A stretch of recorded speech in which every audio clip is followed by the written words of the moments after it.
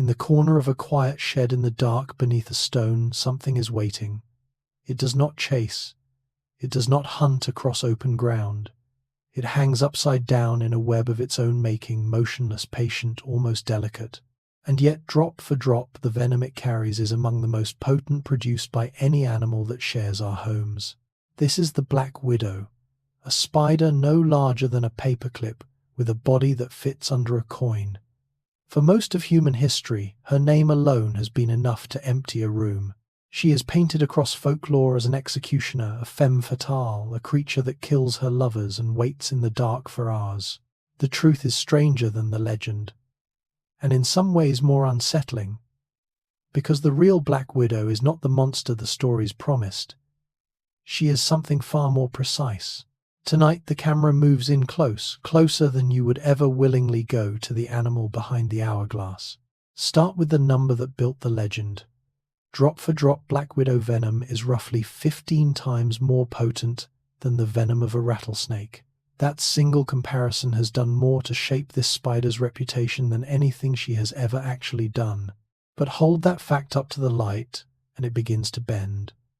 Potency is measured by concentration, how much damage a fixed amount of venom can do. And a Black Widow carries almost nothing.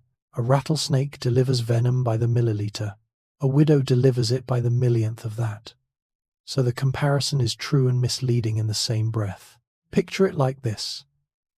Imagine a thimble of something 15 times stronger than gasoline. Frightening until you remember a snake arrives with a swimming pool. The widow's whole arsenal would not fill the head of a pin. What makes the venom remarkable is not volume. It is design.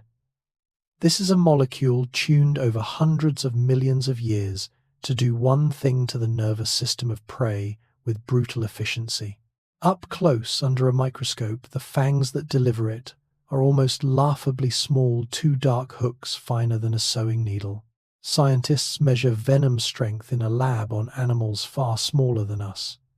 Scaling that number up to a human body is where the myth slips in.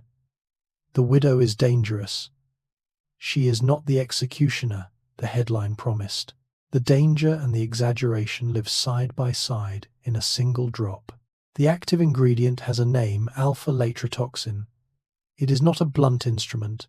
It is a key, and it fits a lock inside your own nervous system. Here is what it does. Your nerves talk to your muscles by releasing tiny chemical messengers across a gap. Normally, that release is controlled, measured, deliberate.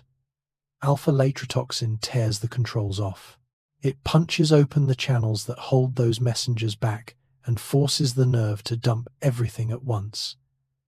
Every signal it was saving fired in a single flood. Think of a dam with 1,000 careful floodgates, each opened by hand when needed. Now imagine every gate ripped open in the same instant.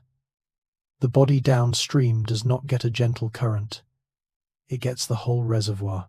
The result is not paralysis in the way a snake's venom paralyzes. It is the opposite. The muscles do not go slack, they fire and refuse to stop. The nervous system is not switched off. It is overwhelmed by its own signals. Researchers prize this molecule precisely because it is so specific. It ignores most of the body and targets one exact mechanism, which makes it a tool for studying how nerves release their messengers at all. A spider in a woodpile has, in a sense, handed neuroscience a scalpel. Up close, the venom looks like nothing, a clear bead at the tip of a fang. The horror is invisible, molecular, a matter of locks and keys. The widow does not need to be large. She needs only to be exact. The condition has a name of its own, latrodectism. It is the full-body answer to a bite smaller than a splinter. It begins quietly. Often the bite itself is barely felt. 2 faint marks, a brief sting, nothing that demands attention. Not at the bite. Everywhere. The abdomen tightens into a board hard enough that doctors have mistaken it for a burst appendix and reached for a scalpel. Then come the waves. Cramping that rolls through the back, the chest, the legs, sweating that soaks through clothing. A racing heart, a climbing blood pressure, a restlessness that cannot be stilled. The face can twist into a grimace that has its own clinical name. The body behaves as though every muscle has been ordered to clench and forgotten how to release. It is by every account genuinely agonizing. Survivors describe it as among the worst pain they have known. And yet, here is the part the legend leaves out: it is very rarely fatal. The agony peaks, plateaus, and then over hours or a day begins to fade. Picture a cramp in your calf at 2 a.m, the kind that yanks you awake. Now imagine that cramp spreading to every muscle you own and staying for a day. Terrible.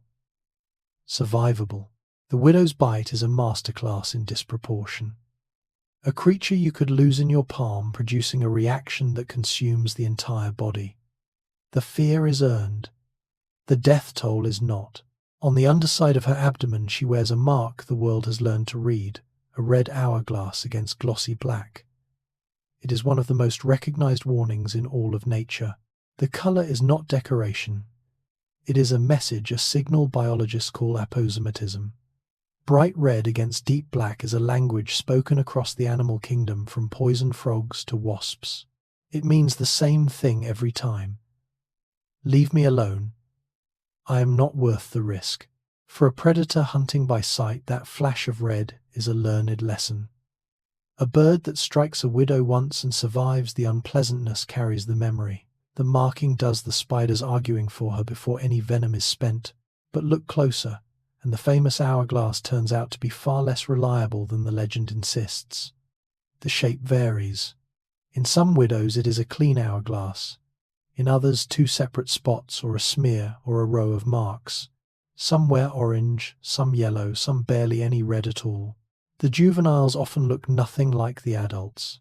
The single image burned into our minds is really just one version of many. From below, with the spider hanging in her web, the mark is vivid and unmistakable. From above, the angle most of us actually get, she is simply a glossy black bead, the warning hidden entirely. So, the hourglass is real, and it is a warning, and it is also a kind of trick of memory. We remember the clearest, most theatrical version. The animal herself wears something messier. A snake announces itself. A wasp announces itself. The black widow strangely often does not. Many people bitten report feeling almost nothing in the moment, a pinprick, a faint sting, a sensation easily blamed on a thorn or a splinter. This is part of what makes her dangerous in a quiet way. The damage is not in the puncture, it is in what arrives later. The fangs are fine and short, the entry wound minimal. There is no tearing, no obvious trauma, sometimes not even a visible mark. By the time the body begins to react, the spider is long gone and forgotten. Doctors know this gap well. Someone arrives in an emergency room with their abdomen rigid and their back in spasm, certain something is catastrophically wrong inside them, with no memory of any bite at all. The delay between the painless prick and the full storm of symptoms can stretch to an hour or more. Picture reaching into a dark woodpile for kindling, a faint snag against your knuckle gone in an instant. You think nothing of it. You carry the wood inside, and only later, sitting down to dinner, does your body begin to tell you what your hand never registered. That silence at the start is not mercy. It is simply the nature of a small, precise weapon. The widow has no interest in announcing herself. She would rather you never noticed her at all, which is in the end exactly what she wants. Return to the body under siege, because this is where the widow's reputation was truly forged. The signature of her venom is not a wound you can see. It is a whole-body rebellion you can only feel. The hallmark is rigidity. The large muscles of the trunk, the abdomen, the back, the chest lock into a hard, cramping tension. Physicians have a phrase for the worst of it, describing an abdomen so rigid it mimics a surgical emergency. The pain does not stay near the bite. It radiates, climbs, and settles into the body's core. Then the autonomic storm. Drenching sweat, often only on the bitten limb at first, then spreading. A pounding heart. Blood pressure that climbs. Nausea, tremors, a deep restlessness. The body floods with the consequences of all those nerves firing at once, every system tipped into overdrive. What it is not crucially is poison in the way we imagine poison. Nothing is rotting. No tissue is dying around the bite. The venom is not destroying flesh, it is screaming into the nervous system, and the body is doing the rest to itself. From a doctor's chair, the picture is dramatic and once recognized treatable. Warmth, pain relief time, and in severe cases an antivenom can quiet the storm. The muscles exhausted finally release. Stand close enough to a sufferer in the worst hour, and you would see a body braced against an attacker that is no longer there. The spider struck once and left. Everything that follows the body builds on its own. Before there was a cure, there was only the waiting. And in the era before antivenom, the Black Widow earned at least part of the fear that still clings to her name. Records from the early 20th century tell of bites that ended in death, not in great numbers, but enough to seed the legend. The most vulnerable were the very young, the very old, and the already weakened bodies with the least reserve to weather a day of unrelenting muscular agony and a racing, straining heart. The venom rarely killed directly. It pushed an already fragile system past what it could endure. There is a grim historical footnote here too. Across the rural United States, outhouses were a favorite haunt of the widow. She spun her webs in the dark undersides of wooden seats exactly where an unsuspecting person would sit. A startling share of recorded bites in the days before indoor plumbing landed in places no one wishes to imagine. The arrival of the flush toilet may have saved more people from widow bites than any medicine. Picture the timeline. A bite in 1920 in a farmhouse miles from the nearest doctor meant a night and a day of riding out the storm with nothing but cold compresses and prayer. The same bite today means a visit to an emergency room and in most cases a full recovery. The widow did kill in that older world. But even then the toll was measured in a handful of deaths a year, across an entire nation, never the massacre the folklore implies. The danger was real, and it was rare both at once. Venom does not care how large you are, but your body does. The same dose that leaves a healthy adult in misery can pose a genuine threat to the very small and the very frail. The reason comes down to a single simple idea: concentration. A bite delivers a roughly fixed amount of toxin. In a large body, that dose is diluted across more tissue, more blood, more mass to absorb the blow. In a small child, the same amount is spread thin across far less. The effective strength per pound of body climbs steeply. The smaller the body, the bigger the bite. The elderly face a different vulnerability. Their hearts and blood vessels have less margin. The widow's venom drives blood pressure up and sets the heart racing for hours, and a cardiovascular system, already worn by age, has less room to absorb that strain. The danger is rarely the venom alone. It is the venom landing on a system with no reserve left. Picture the same glass of strong drink handed to a grown adult and to a small child. Same glass. Wildly different effect. The widow pours an identical measure into every victim. The body on the receiving end decides what that measure means. This is why medical guidance treats a widow bite in a toddler with real urgency, and a bite in a healthy adult as painful but rarely dangerous. The spider has not changed. The arithmetic of the body has. A fixed weapon meets a variable target, and the outcome turns entirely on who was bitten. Return to that first instant of contact because it holds the whole strange character of this animal. A black widow bite begins as one of the most underwhelming injuries in nature. A pinprick, a faint twin set of marks, sometimes too small to find, and then it turns. The turning is what unsettles. There is no steady climb from small pain to large. Instead, there is a gap, minutes, sometimes the better part of an hour, where almost nothing happens. The wound sits quiet, the victim moves on, and then the first cramp arrives distant from the bite, and the body begins to understand what the skin never reported. This delay is a property of the venom itself. The molecule needs time to travel to reach the nerve endings to begin forcing them open. The bite is the messenger. The message arrives later and arrives everywhere. Picture lighting the end of a long, slow fuse and then walking away certain it has gone out. The flame is still traveling unseen towards something you have already forgotten. That is the rhythm of a widow bite. The quiet is not the end of the event, it is the middle of it. For doctors, that gap is the great complication. A patient often cannot connect the agony in their abdomen to a sensation they barely noticed an hour before.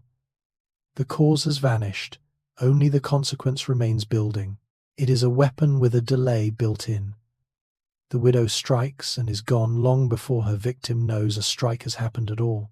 Here is the fact that quietly dismantles half the legend. For all the terror in her name, the Black Widow carries an almost vanishingly small amount of venom, and she is exceedingly reluctant to spend it. A full venom load in a widow is measured in fractions of a milligram. The glands behind her fangs are tiny reservoirs, and refilling them after they are emptied takes time and energy she cannot easily spare. To her, venom is not a weapon to be flung around. It is a precious, slow-to-replace resource reserved for prey worth subduing. This changes everything about how she meets a human. We are not prey. We are not food. We are a vast, looming threat, and biting us wins her nothing. So, when a widow does bite a person in defense, she very often delivers a so-called dry bite, fangs in, but little or no venom released. She is bluffing with an empty syringe, saving the real thing for the cricket she actually intends to eat. Picture a person with a single, irreplaceable round in a weapon facing down a charging truck. Firing it does nothing to stop the truck and leaves them defenseless against the next real threat. Far better to flinch, to threaten, and to hold the round in reserve. This is why so many widow bites produce only mild symptoms or none at all. It is not that the venom failed. It is that she chose in that pressured instant not to waste it. The most feared spider on earth is also one of the most frugal. Her restraint is its own quiet form of mercy. It is worth saying plainly, because the gap is so wide. The Black Widow's reputation and the Black Widow's actual death toll live in entirely different worlds. In the modern United States, with antivenom available and emergency care within reach, deaths from Black Widow bites are extraordinarily rare. So rare that years can pass without a single confirmed one. Thousands of people are bitten. Almost all recover fully. The spider that folklore casts as a reliable killer is by the numbers one of the least lethal threats in the average backyard. Compare that to the things we do not fear at all. The family dog, the backyard pool, the drive to work, the bee that triggers an allergy, each claims far more lives every year than this spider has in a generation. We have the math exactly backward. We dread the creature that almost never kills, and shrug at the ones that routinely do. Scientists and risk researchers point to this as a near-perfect example of how human fear is built. We are wired to dread what is venomous, hidden and alien.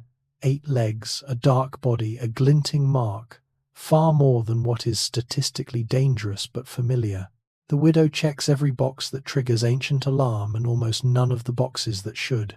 Picture the gap as 2 stacks of paper, one labeled Fear Towers to the ceiling, the other labeled Actual Deaths, is a single thin sheet.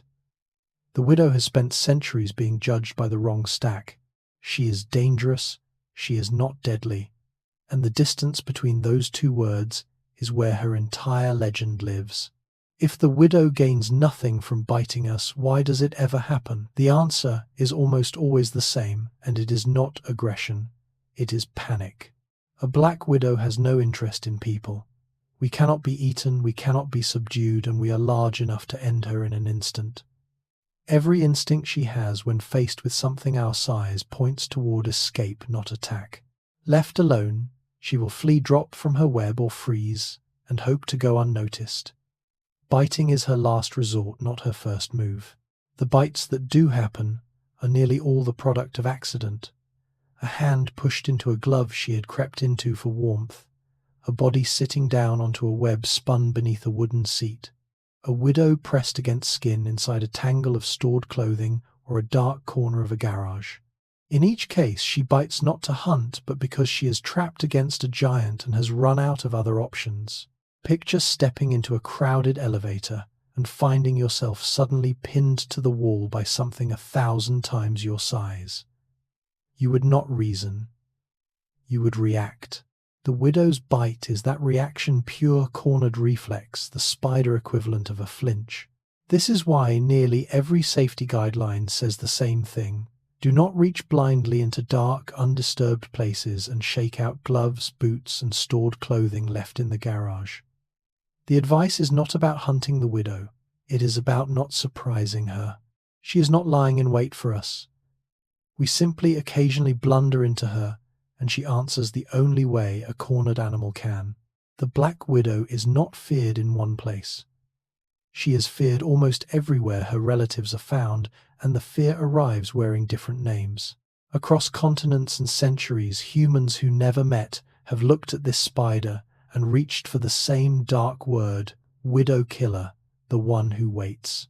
In parts of southern Europe and the Mediterranean, a close cousin earned a fear so old it has its own folklore bites, blamed for fits, for dancing madness, for a whole village's misfortune. In the deserts and farmlands of the Americas, the warning passed from parent to child to check the woodpile, the boot, the seat in the dark. The specific stories differ. The instinct beneath them does not. What unites these fears is that the widow hits a deep nerve in the human brain.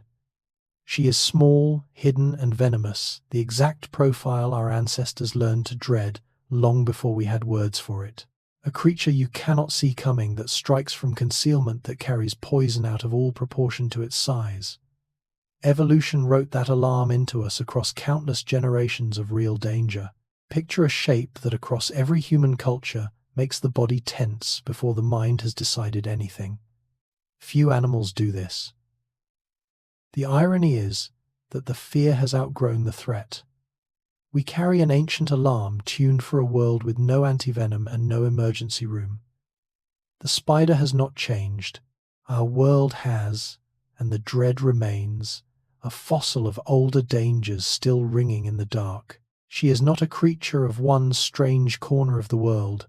The widow and her close kin are spread across nearly every continent on Earth, present on every landmass but the frozen one. Wherever the climate is warm enough and the prey is plentiful enough, some version of her is waiting.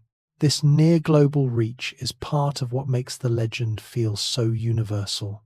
The black widow most Americans picture is one species among many in a single sprawling genus, with relatives in Australia, in Africa, across southern Europe, and Asia throughout the Americas. Each region has its own widow tuned to its own conditions, but all share the same essential design, the same venom chemistry, the same tangled web, the same patient hang in the dark. Her success is a quiet kind of triumph. Most animals are bound tightly to one habitat. The widow thrives in deserts and grasslands, in forests and farmland, and increasingly in the structures humans build. She does not need much. A sheltered nook, a steady trickle of insects, and a place to anchor her silk. Picture a single design, 8 legs, a venom gland, a tangle of silk, quietly succeeding on nearly every shore at once. Not one spider conquering the world, but the same blueprint, solving the same problem everywhere it lands. Scientists who study her spread note that human movement has only widened it. Cargo crates and shipments have carried widows far beyond where they began, stowing away into new ports and new climates. The most feared spider on Earth is also, it turns out, one of the most well-traveled. To understand where the widow lives, understand what she wants: stillness. She is an animal built around the absence of disturbance. The places she chooses are the places we rarely look: dark, sheltered, and left alone for long stretches at a time. She seeks out the underside of things. The space beneath a stone, the back of a low shelf, the gap under a porch, the hollow of a hose left coiled in a corner. What these all share is a roof overhead, a shield from wind and rain, and the long, undisturbed quiet she needs to build and tend her web. A widow does not wander. Once she finds a good spot, she may spend her entire adult life within a space no larger than your 2 cupped hands. This is why she so often turns up exactly where a hand or foot is about to go. Not because she seeks us out, but because the dark, quiet, undisturbed places we forget about are precisely the places she prizes most. Her ideal home and our blind spots are the same locations. Up close, in the beam of a flashlight swept under a deck, You might catch her for a moment hanging upside down at the heart of an untidy web, utterly still, as though she had been poured into that corner and set there. She does not flee from the light at first. She simply hangs waiting for the disturbance to pass. The lesson runs through every piece of safety advice about her. The widow is not in your busy, bright, well-used spaces. Some places became famous as widow country, and the reputation was earned honestly. The woodpile, the tool shed, the garage corner, and in an earlier era, the outhouse. Each of these is from a widow's point of view close to perfect. Consider what a stacked woodpile offers her. Endless dark crevices between the logs, a steady roof of timber above, shelter from wind, and a quiet trickle of insects drawn to the same shelter delivering her meals. It is sheltered undisturbed for weeks at a stretch, and rich with prey. A woodpile is not a place a widow tolerates. It is a place she chooses gladly. The shed and the cluttered garage offer the same bargain.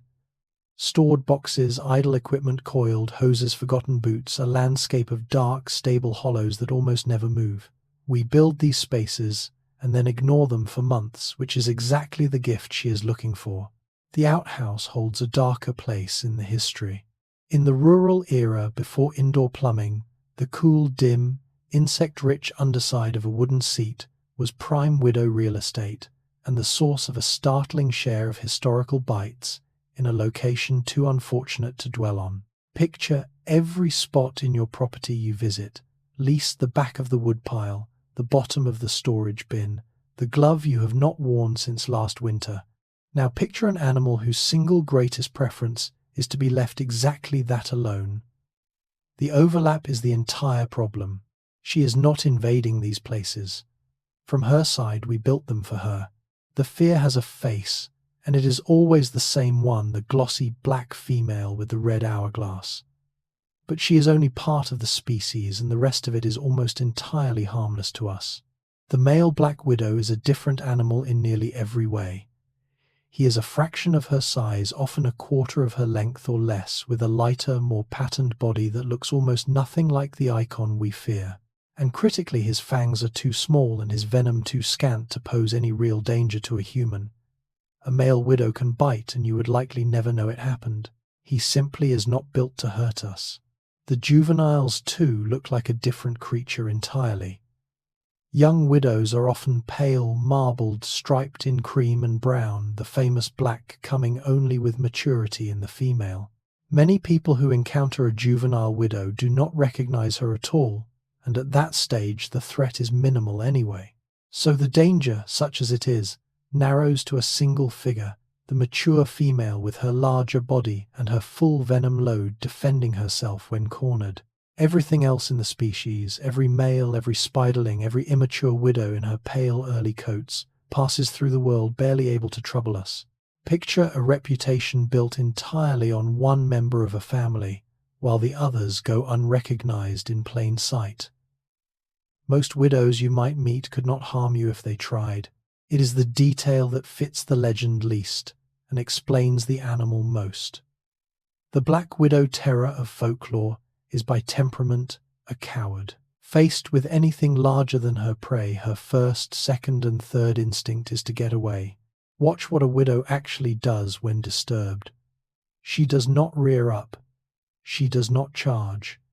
She runs back into the deepest part of her web, into the crevice behind it, into whatever dark she came from. If running fails, she drops. A widow will release her grip and fall on a line of silk, playing dead at the bottom or fleeing along the ground. Anything to put distance between herself and the threat. Aggression is almost never the move. This shyness is not weakness. It is sound strategy.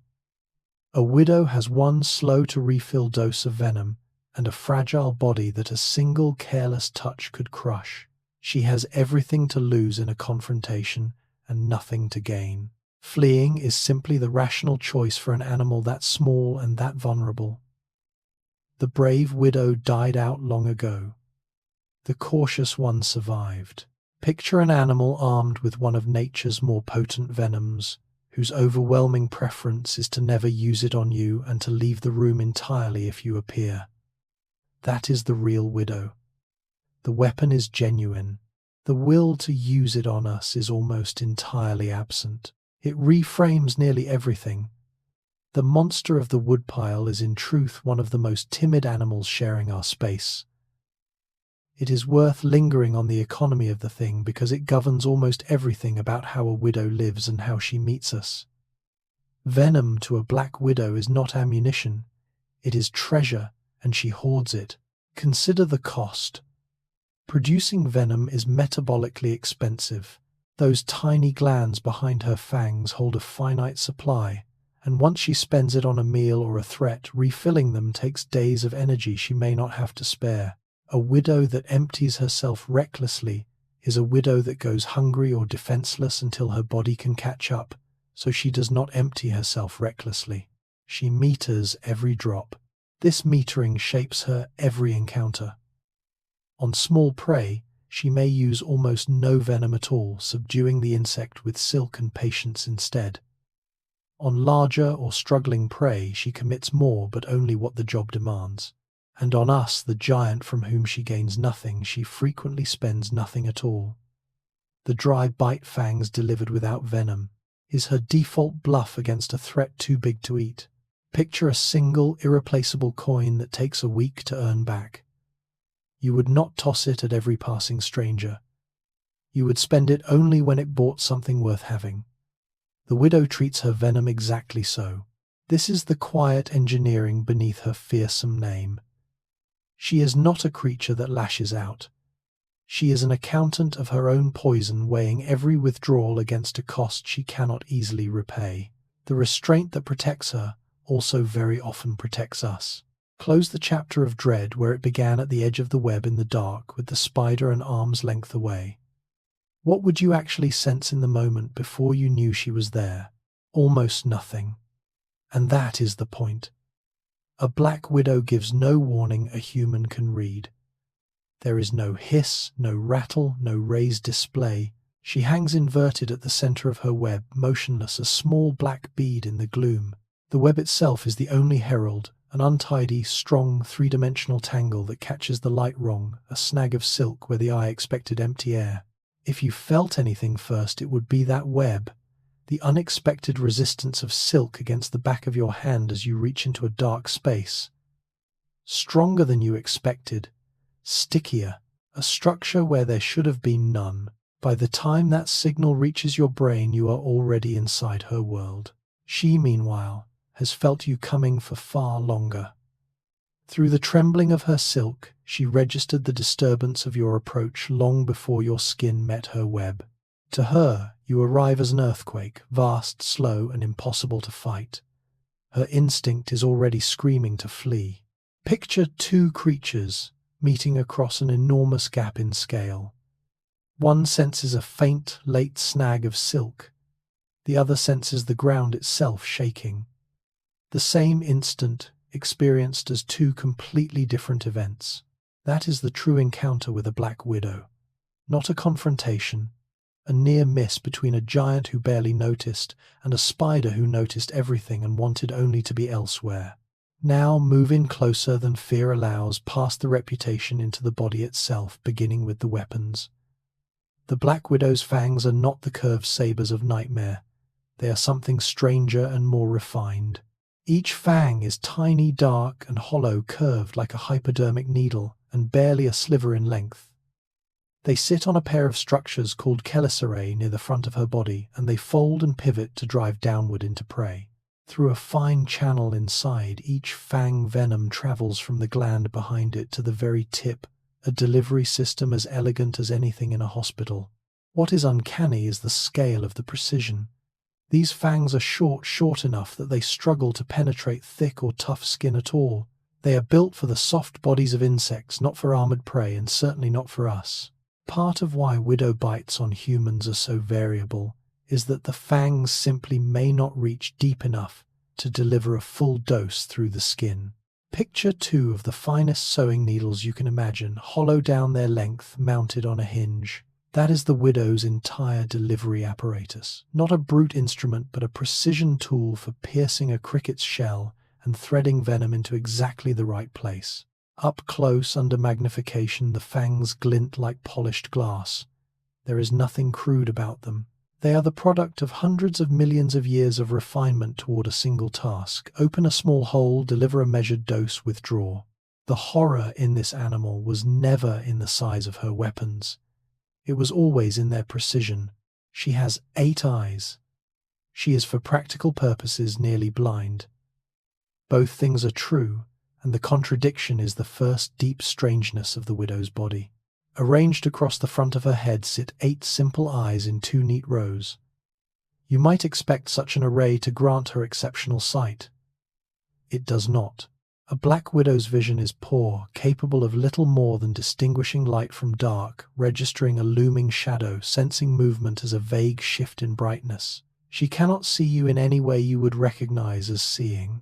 To her, the visible world is a blur of glow and gloom. For most animals, this would be a crippling handicap. For the widow, it scarcely matters because she does not live by sight. Her web does her seeing for her. Sprawled across her silk, hanging at its center, she experiences the world almost entirely through vibration, through the trembling of threads, through a sense of touch so refined it makes vision nearly irrelevant. Eyes are a minor organ in a creature built around feeling. Picture trying to navigate a pitch-dark room, but every surface, every object, every approaching thing is connected to your fingertips by a taut thread, and you feel each one move. You would not miss your eyes. You would barely notice they were closed. This is the widow's world. 8 eyes that see almost nothing mounted on an animal that needs almost nothing to see. The famous image of her, that glossy, watchful body, hides a creature that has all but abandoned light in favor of a sense we barely possess. If she does not live by sight, how does she live? The answer is the key to the entire animal. The black widow experiences her world as vibration. Her web is not just a trap, it is a sensory organ, an extension of her body across which the whole of reality arrives as a trembling of silk. Every thread of her web is wired in a sense to her legs. Specialized sensors on her limbs, slit-like organs in her exoskeleton, read the tiniest movements transmitted through the silk.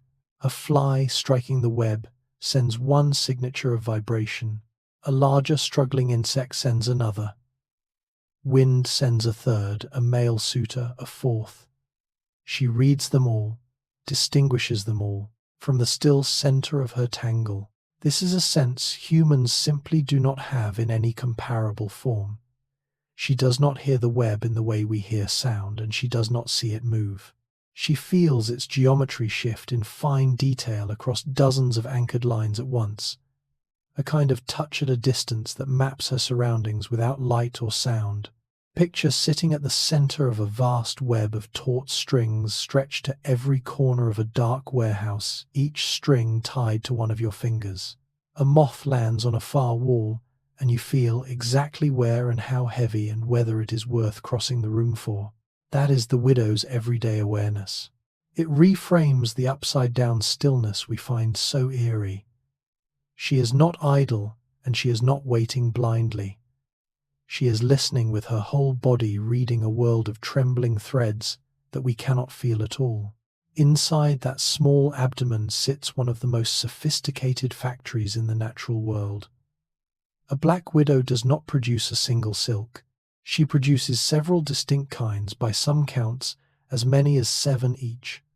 Spun from its own specialized gland, each engineered for a different job. Consider the range. There is a strong, stiff, structural silk for the scaffolding lines that hold the web's shape. There is a sticky, gummy silk for the trap lines that snare prey. There is a fine, soft silk for wrapping captured insects into bundles. There is a tough, papery silk for the egg sac that will shelter her young. There is a drag line she trails behind her everywhere she goes. A safety rope that lets her drop and climb at will.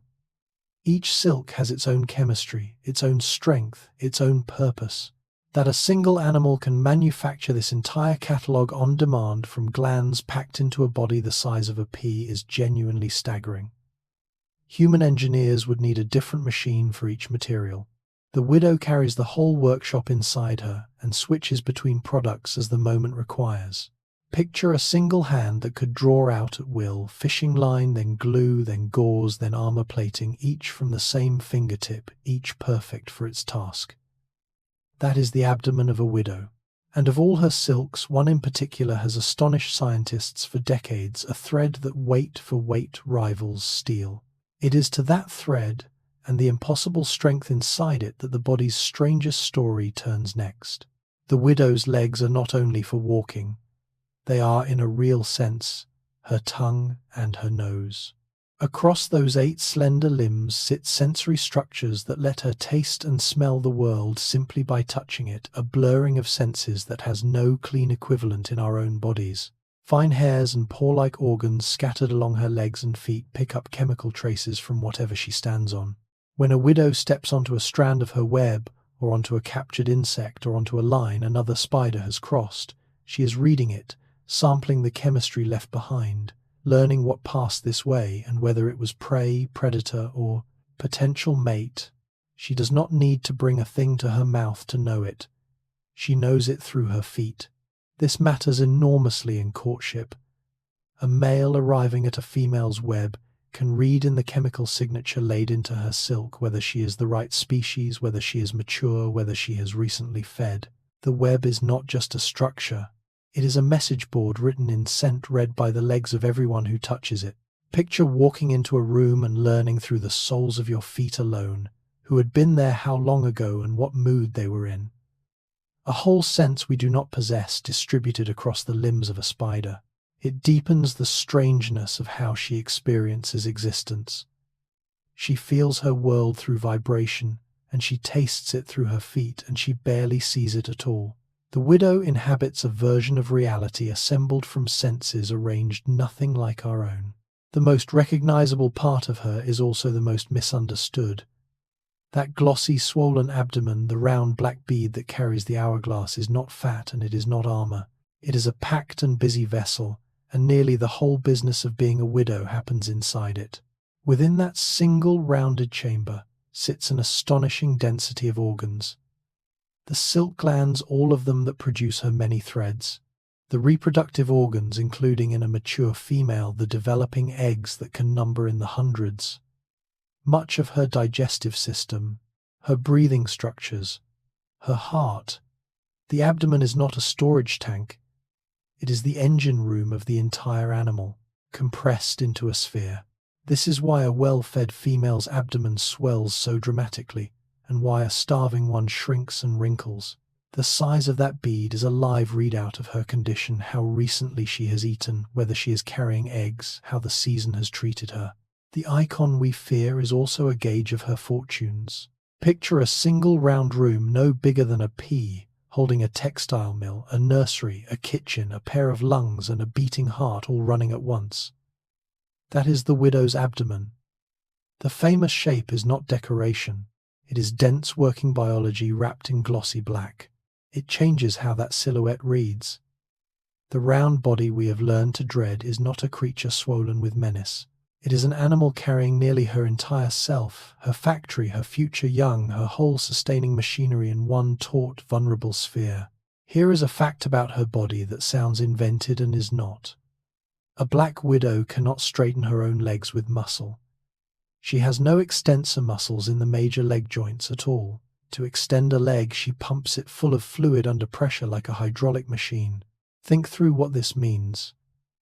Her legs have muscles to fold inward to pull the limb closed, but to push it back out, to reach and to stride, she relies on blood pressure. By pumping fluid into the leg, she forces the joints to extend the way a folded hydraulic arm straightens when fluid is driven into it. Her stride is quite literally a controlled surge of internal pressure leg by leg. This is why a spider's movement can look both jerky and uncannily smooth at once, and why it depends so heavily on her staying intact and pressurized. It is an elegant solution but a fragile one. It runs on the integrity of her body's plumbing, and it explains one of the most familiar and quietly eerie sights in nature. Picture a dead spider found on the floor, legs curled tightly beneath it. We read that curl as a final clench, a death grip. It is the opposite. When a spider dies, the pressure that held its legs extended simply fails. With nothing to push the joints open, the folding muscles win by default, and every leg draws inward. The curl is not tension. It is the body running out of pressure, and the legs falling closed for the last time. A creature that walks on hydraulics and folds when the pressure is gone. There is nothing about her built quite the way we would have built it. On the hind legs of a widow sits a tool so specific it gives her whole family its scientific name. A row of curved serrated bristles, a comb that she uses to handle and fling her silk. The widows and their relatives are known as comb-footed spiders, and this small structure is the reason. Watch her subdue a captured insect and you see the comb at work. Rather than darting in to bite a struggling, dangerous prey directly, she keeps her distance and uses those hind legs to draw out broad sheets of gummy silk from her spinnerets and cast them over the victim. The comb's bristles catch and pull the wet silk, flinging it in fast, repeated strokes, swathing the prey in a binding net before she ever risks a bite. It is a tool for working silk at arm's length. This is the engineering behind one of her signature behaviors, wrapping first, biting second. The comb lets her immobilize something that might otherwise injure her from a safe distance, using silk as both rope and shield. Only once the prey is bound and helpless does she move in to deliver venom. Picture a tiny curved rake on the back leg, used not for grooming, but for hurling threads, a built-in tool for casting a net. Most predators are born with claws or teeth. The widow is born with a comb for throwing silk. It is a small detail, but it captures something essential about her. She is not a creature of brute force. She is a creature of tools and tactics, equipped down to the bristles on her legs for a hunting style built on patience, distance, and thread. A black widow does not eat her prey so much as drink it. She has no jaws for chewing, no way to swallow a solid meal. Instead, she does something that, examined closely, is one of the more unsettling facts in her whole biology. She digests her food outside her own body and sips up the result. Here is the process. After subduing an insect, she injects digestive juices into it, enzymes that begin breaking the prey's insides down into liquid while it is still in her grasp. The meal is dissolved from within, its tissues turn to a kind of broth inside its own shell. Then she draws that liquid back up through her mouth using a muscular pumping gut that works like a straw. What she leaves behind is an empty husk drained of everything that mattered.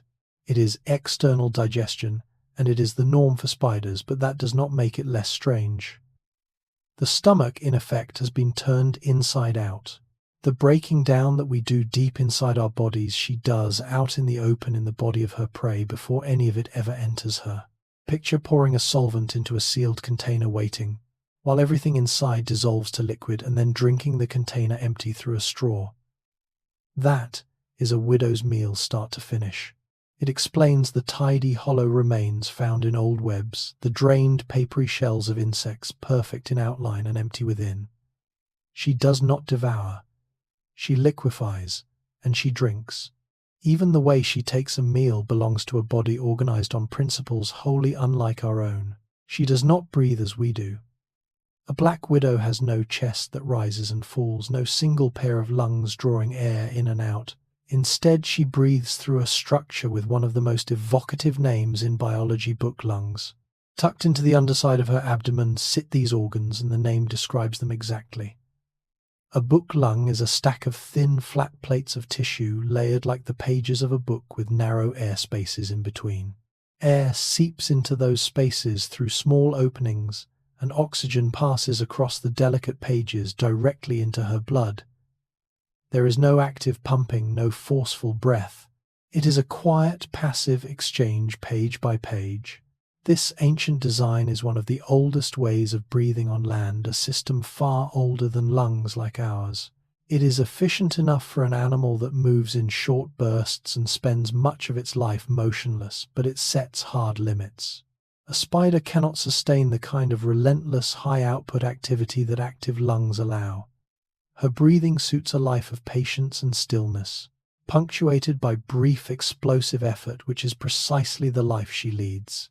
Picture a set of fine pages held slightly apart, air drifting between them, oxygen soaking quietly across each leaf. No bellows, no breath you could ever see. Just a slow, constant seep of air into a living book. It is one more way her body diverges from ours at the most basic level. We pump air in great rhythmic gulps. She lets it whisper page by page into the stack of lungs folded beneath her. Even her breathing belongs to an older, stranger world. Open a black widow and you would not find red blood. Her blood runs pale, faintly blue, and the reason reaches back into the deep chemistry of life and the very different path her lineage took from ours. Our blood is red because we carry oxygen on iron bound into a molecule called hemoglobin. The widow carries oxygen on copper instead, in a molecule called hemocyanin. When that copper binds oxygen, it tints her blood a faint watery blue. When the oxygen is spent, the blue fades nearly to colorless. She does not run on iron. She runs on copper and bleeds the color of it. Her heart is strange in its own right, not a four-chambered pump enclosed in a chest, but a simple tube running along her back, contracting to push that pale blue fluid forward. And here is the part that ties back to her whole design. That same blood does double duty. It is not only an oxygen carrier. It is the hydraulic fluid that extends her legs. The blood that runs blue through her body is the same pressure that lets her walk. Picture a single pale fluid that carries her breath and also drives her stride, circulation and locomotion fused into one system, tinted faintly blue by copper. It is a quiet reminder of how far back our family trees diverge. Somewhere in the deep past, her ancestors and ours chose different metals to carry the same vital gas. We took iron and turned red. She took copper and turned blue. The blood beneath that glossy black body is not a darker version of ours. It is built on an entirely different element. The black widow we picture and the male of her species barely look like the same kind of animal, and the gulf between them is one of the most dramatic size differences in the spider world. The female is a giant beside her mate. The male is a slight pale shadow of her. A mature female may outweigh a male many times over, sometimes by a factor that would be absurd in our own species. Imagine a partner who weighed a small fraction of what you do dwarfed beside you. Her body is large, rounded, heavy, with the machinery of egg production. His is small, narrow and light, built not for hunting or holding a web, but for one urgent task, finding her and mating, before something ends him. This extreme imbalance is called sexual size dimorphism, and in widows it is taken to a striking extreme. The two sexes have, in effect, evolved toward entirely different jobs. She is the sedentary hunter and mother, anchored to her web for life. He is the wandering suitor, racing across the world in search of a single mate. Picture two animals of the same species, one large enough to make the other look like its offspring, and yet they are partners, not parent and child. It sets the stage for the most infamous chapter in her story. When a male this small approaches a female this large, this venomous and this attuned to vibration as a signal of prey, the meeting is fraught from the first step. The size gap is not a quirk. It is the source of the danger and the strange, careful dance that the next stage of her story will reveal. A black widow does not grow the way we grow. She cannot. Her body is sheathed in a hard external skeleton, a rigid shell that protects her but cannot stretch. To grow at all, she must do something drastic, climb out of her own body and leave the old shell behind. The process is called molting. As a young widow outgrows her current exoskeleton, she grows a new, soft one underneath it. Then at the moment of the molt, the old shell splits open and she draws herself out of it entirely. Legs, body, even the linings of parts of her gut and lungs, all extracted from the cast-off husk. For a short, perilous window she emerges pale and soft. Her new shell, not yet hardened, utterly vulnerable until it sets. It is a transformation she repeats again and again on the way to adulthood, each molt a complete escape from her former self. The discarded shells she leaves behind are eerily perfect, hollow, transparent replicas of the spider, down to the last leg joint, as though she had simply stepped out of a glass copy of her own body. Picture peeling off not just your clothes but your entire skin, fingertips, eyelids, the lining of your throat, and walking away from it intact, leaving a flawless, empty shell of yourself standing behind you. Those moments of molting are the most dangerous of her life. Soft, slow, and defenseless, she cannot fight or flee. Many spiders die mid-molt, trapped in the old shell or taken while vulnerable. To grow, the widow must repeatedly gamble everything, shedding her armor entirely and trusting the new one to harden before the world notices she is exposed. Trace the venom back to its source, and you arrive at a pair of small glands tucked inside the front of her body, behind the base of each fang. These are the reservoirs that hold the chemical the whole world fears, and for all their reputation, they are astonishingly modest in size. Each gland is a tiny sac wrapped in a thin layer of muscle. Inside, specialized cells manufacture the venom, that complex cocktail built around alpha-latrotoxin, and store it until it is needed. When the widow bites the muscle around, the gland squeezes, driving a measured dose down the fine channel inside each hollow fang and into the wound. She controls that squeeze. She decides how much to spend or whether to spend any at all. That control is the whole secret of the dry bite. Because the muscle around the gland is hers to command, she can drive her fangs into a threat and release no venom whatsoever, holding her precious supply in reserve. The gland is not a leaking sac that empties on contact. It is a metered dispenser, governed by an animal that hoards what it holds. Picture two small muscle-wrapped reservoirs, each no larger than a grain, holding a substance potent enough to anchor a global legend and a creature that meters them drop by careful drop. It is the final piece of her weaponry, and it fits the rest of her perfectly. Everything about the widow's venom system, the tiny hollow fangs, the modest glands, the muscular control, the precious metered supply, points to the same truth. She is not built to spray poison. She is built to deliver exactly the right amount, exactly where it is needed, and not one drop more. Beyond vibration through her web and chemistry through her feet, the widow has yet another sense we can barely imagine. She reads the movement of the air itself. Her body is covered in fine hairs, and some of them are tuned to feel the faintest currents and disturbances drifting past her in the dark. These hairs are exquisitely sensitive. A breath of moving air, the wake left by a passing insect, the subtle pressure shift of something approaching each, can stir these hairs enough for her nervous system to register it. In effect, she feels the air the way we might feel a draft on the back of the neck, but with a sensitivity tuned so fine that a flying insect's passage becomes a readable event before it ever touches her web. This gives her a kind of early warning field around her body, a zone of awareness extending into the empty air. Combined with the vibration sense in her web and the chemical sense in her legs, it means she is sampling her surroundings through multiple channels at once, none of which are sight. She is, in a sense, surrounded by senses we do not have. Picture sitting in a dark room and feeling through the hairs on your arms alone, a moth crossing the space 3 feet away, knowing it is there and roughly where without seeing or hearing it. It completes the portrait of an animal that has all but abandoned the senses we rely on and built her awareness on others entirely. Touch through silk, taste through feet, and now the very stir of the air read across her skin. The widow sits at the center of a web of sensation far richer than her blindness would ever suggest. Return to the silk, because one thread in particular has obsessed scientists for decades. The widow's dragline, the lifeline she trails behind her. Weight for weight, it rivals high-grade steel in strength and outdoes it in toughness, the ability to absorb energy without snapping, a material spun at room temperature from a gland in a spider's abdomen that competes with one of our hardest industrial alloys. The comparison is not loose talk.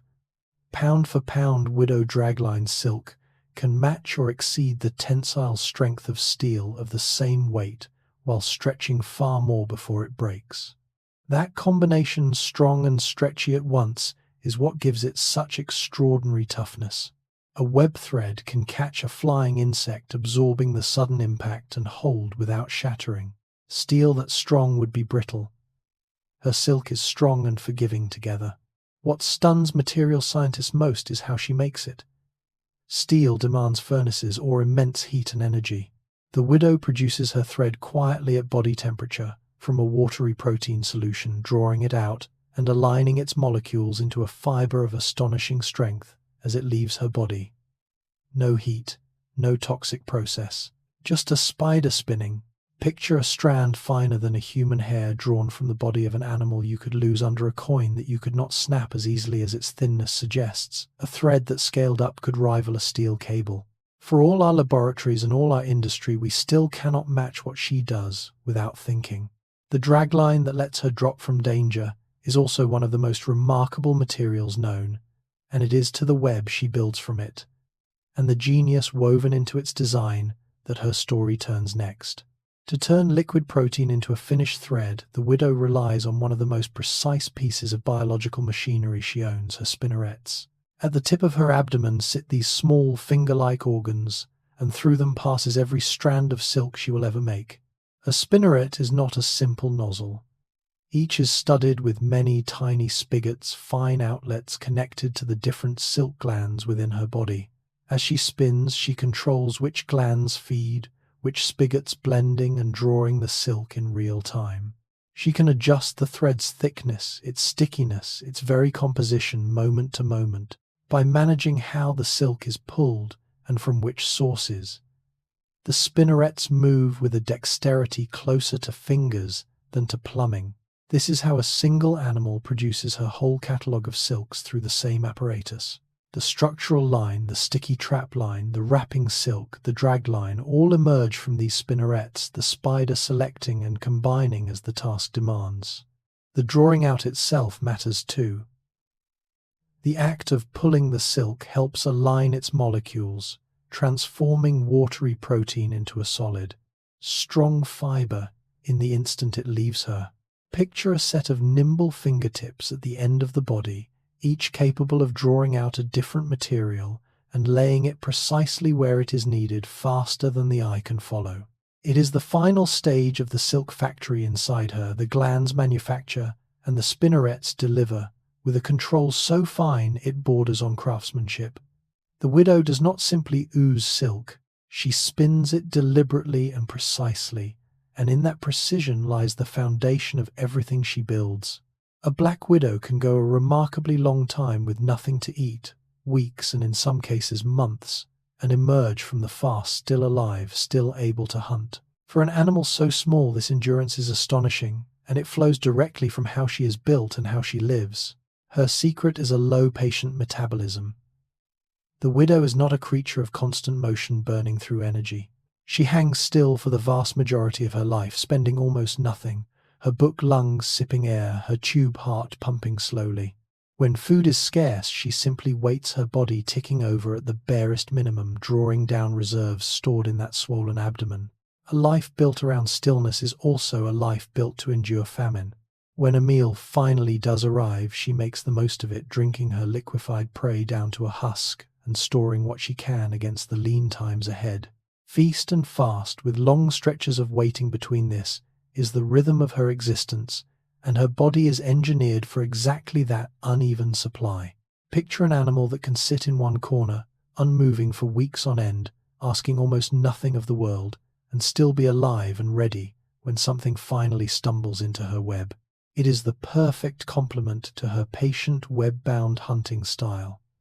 A predator who waits cannot afford to starve every time prey is slow to come. So the widow has become a master of doing without slowing herself to almost nothing, outlasting the empty days and surviving on a schedule of meals that would kill a hungrier, faster animal. Her stillness is not just how she hunts, it is how she endures.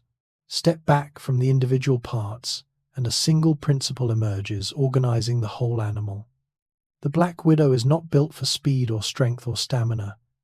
She is built for patience. Nearly every feature of her body is a refinement of the art of waiting.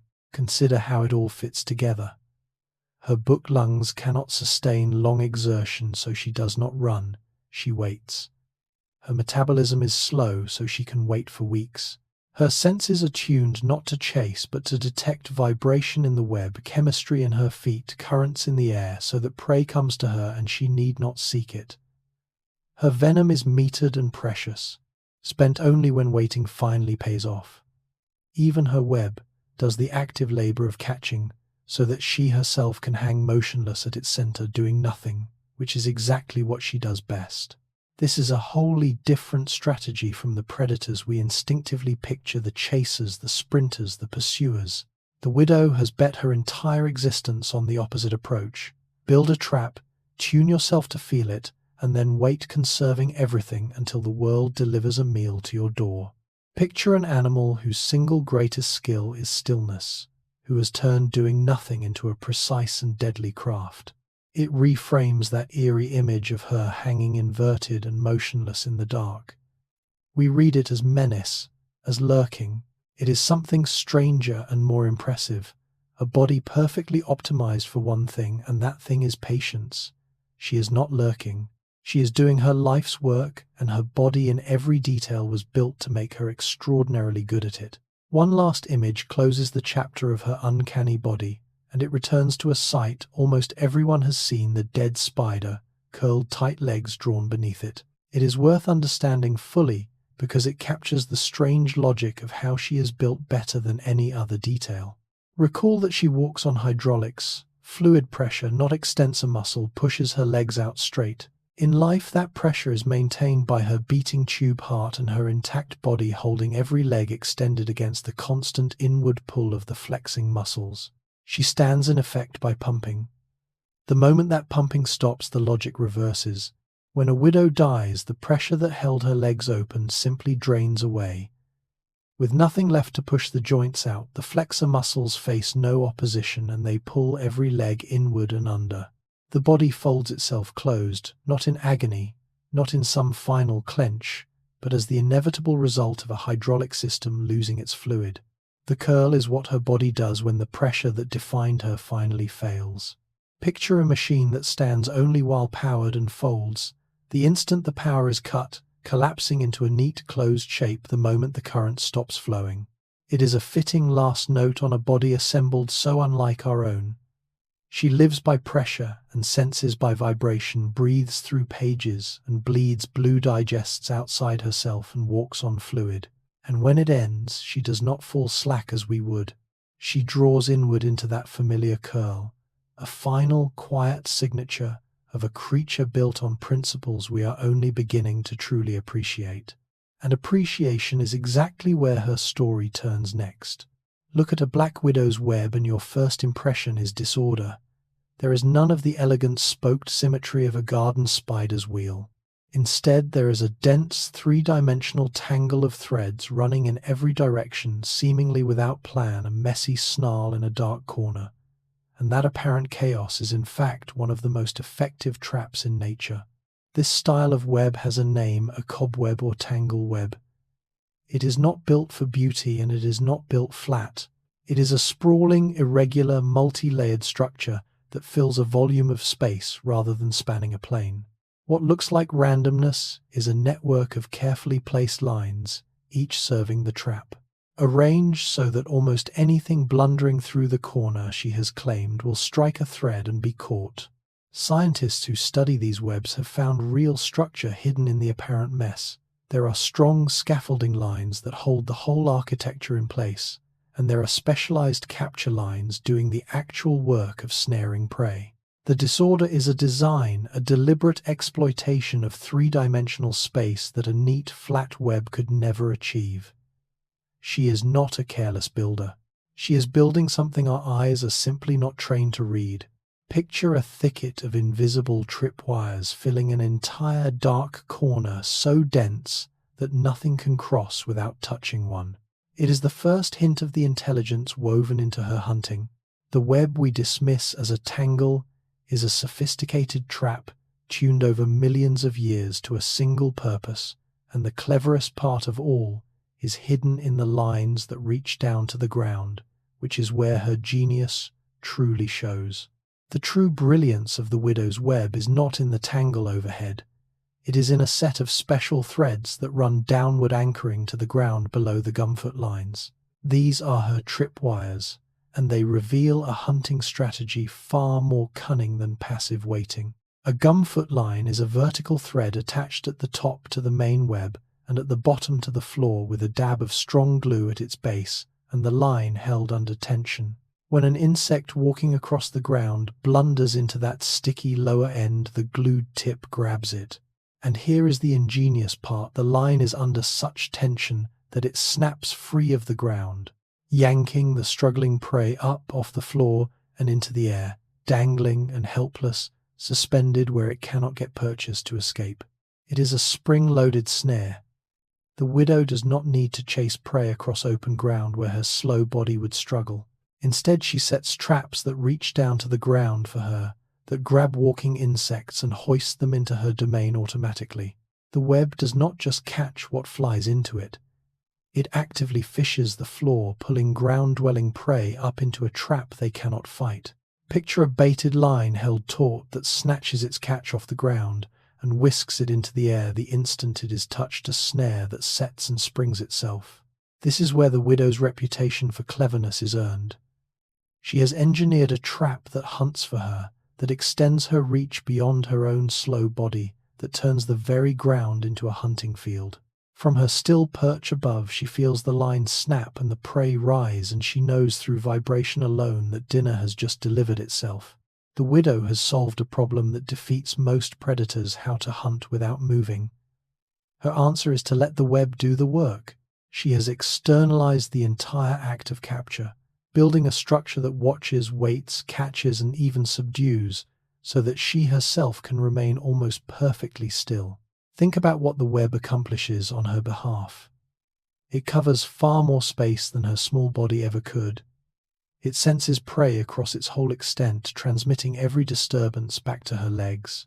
Its gumfoot lines actively snatch ground-walking insects and lift them into the air. Its sticky threads hold flying prey that crashes into the tangle. The web is, in effect, an extension of the widow herself, a hunting apparatus far larger and more capable than the animal who built it. This is why she can afford her slow metabolism and her patient stillness. She has invested her energy not in muscle and speed, but in silk and architecture. The web is the hunter. She is merely the part of it that delivers the final bite and drinks the result. It is a profound shift in strategy, outsourcing the hunt to a built structure rather than chasing prey down with her body. Picture a fisherman who never casts or reels, but builds a net so cunning that the fish leap into it and bind themselves, and who has only to walk over and collect them. It is one of the most elegant solutions to predation in the natural world. The widow has taken the energy a cheetah spends on its sprint and a wolf spends on its chase, and woven it once into a structure of silk that then hunts on her behalf for as long as it stands. She does not pursue her prey. She engineers its capture and waits.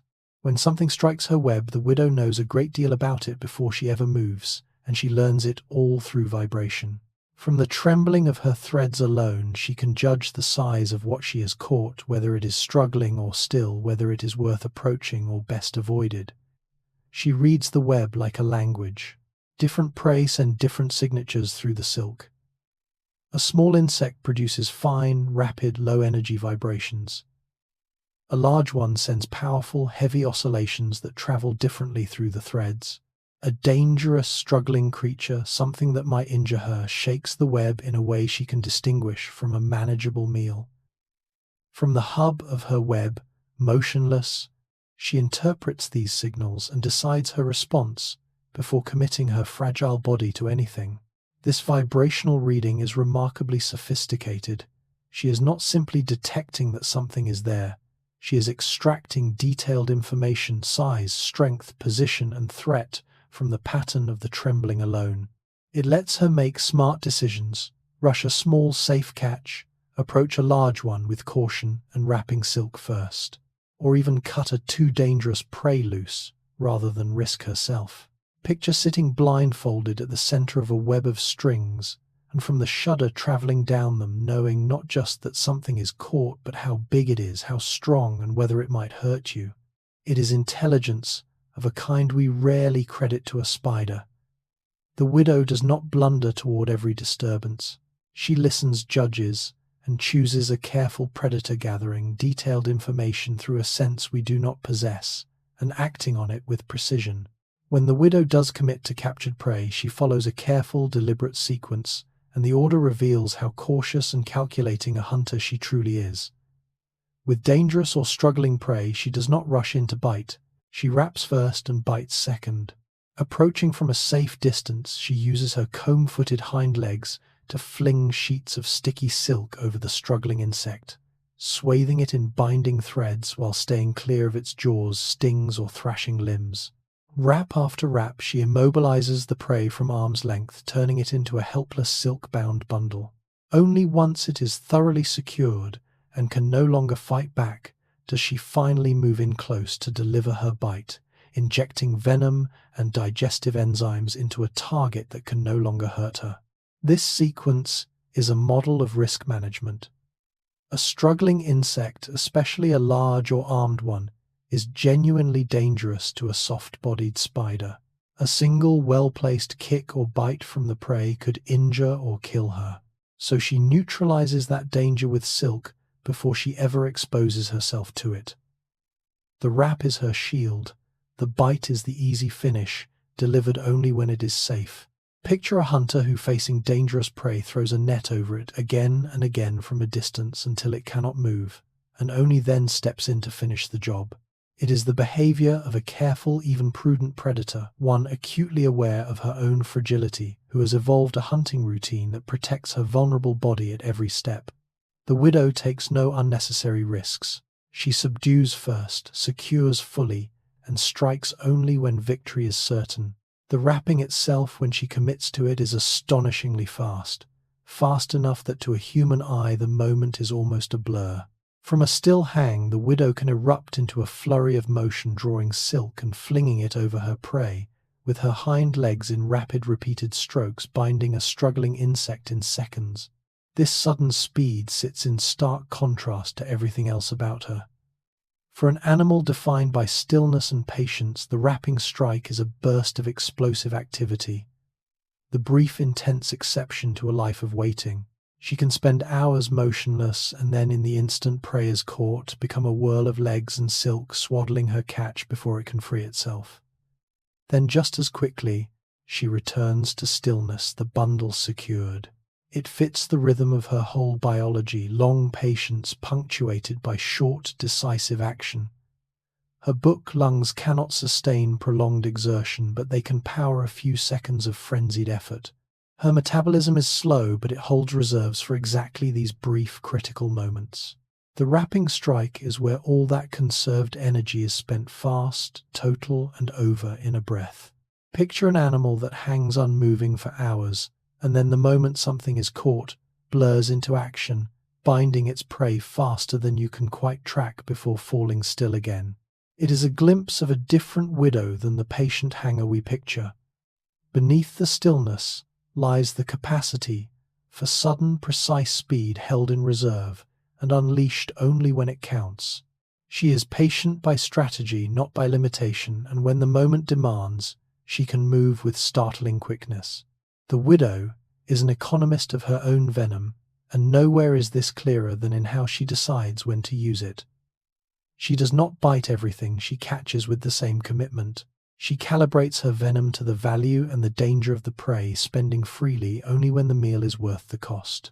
For small, easily subdued prey, she may rely mostly on silk, using little or no venom at all. Why spend a precious resource on something the wrapping alone can handle? For larger, more dangerous, or more valuable prey, she commits venom in earnest, delivering enough to subdue a catch that justifies the expense. She is constantly weighing the worth of the meal against the cost of the toxin and adjusting accordingly. Every bite is a small economic decision. This calibration extends, as we have seen, all the way to her encounters with us, where gaining nothing, she often spends nothing, delivering the dry bite that holds her venom in reserve. The same logic governs her whole life.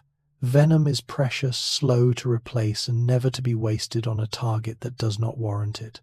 Picture a hunter with a limited and slowly refilling supply of a precious resource, who spends it carefully, lavishing it only on the catches that truly merit it and withholding it from the rest.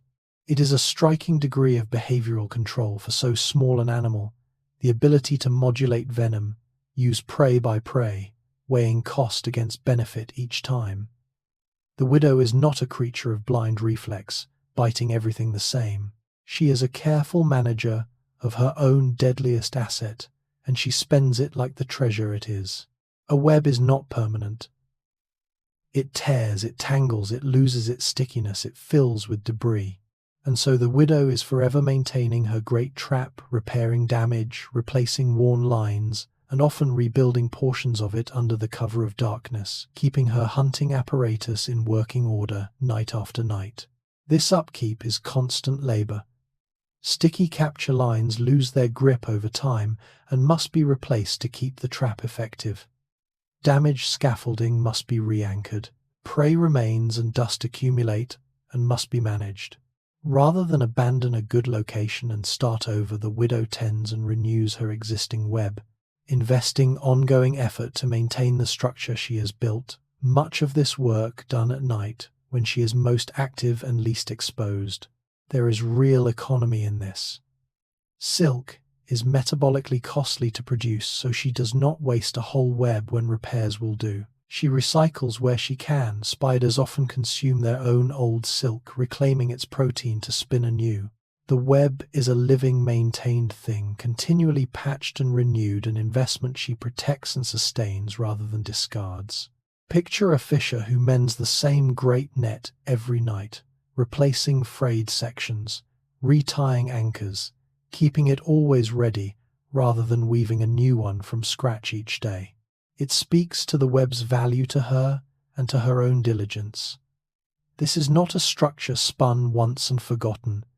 It is a tended apparatus maintained through ongoing work, kept in fighting condition night after night. The widow is not only an architect and a hunter, she is also a caretaker of the trap her life depends on. Find a black widow in her web, and she is almost always in the same spot, the hub, the central point where the most lines converge, hanging inverted with her legs touching the threads that radiate out around her. This position is not idle preference. It is the optimal seat for an animal that reads her world through vibration. From the hub, she is connected to the maximum number of her web's lines at once. Every disturbance anywhere across the structure travels inward, along the threads to this central point where her sensitive legs are waiting to feel it. By stationing herself where the most lines meet, she ensures that no significant event in her web escapes her notice. The hub is, in a sense, the cockpit of her trap, the one position from which she can monitor the entire apparatus simultaneously. The inverted posture matters too. Hanging upside down beneath the web, she keeps her vulnerable underside protected and her legs free to read the lines, while positioning herself to drop instantly on a dragline if a threat appears. It is a posture of both maximum awareness and maximum readiness, alert to prey poised for escape. Picture a spider sitting at the precise center of a great web of taut strings, each one touching her legs, so that a tremor anywhere in the structure reaches her in an instant. It is one more piece of evidence that the widow is far more deliberate than she appears. She does not simply sit wherever she happens to land. She occupies the single most informative position in her own creation, hanging at the meeting point of all her lines, feeling the whole web at once, a sentinel at the center of a sensory net she built herself. The widow faces a delicate problem of interpretation.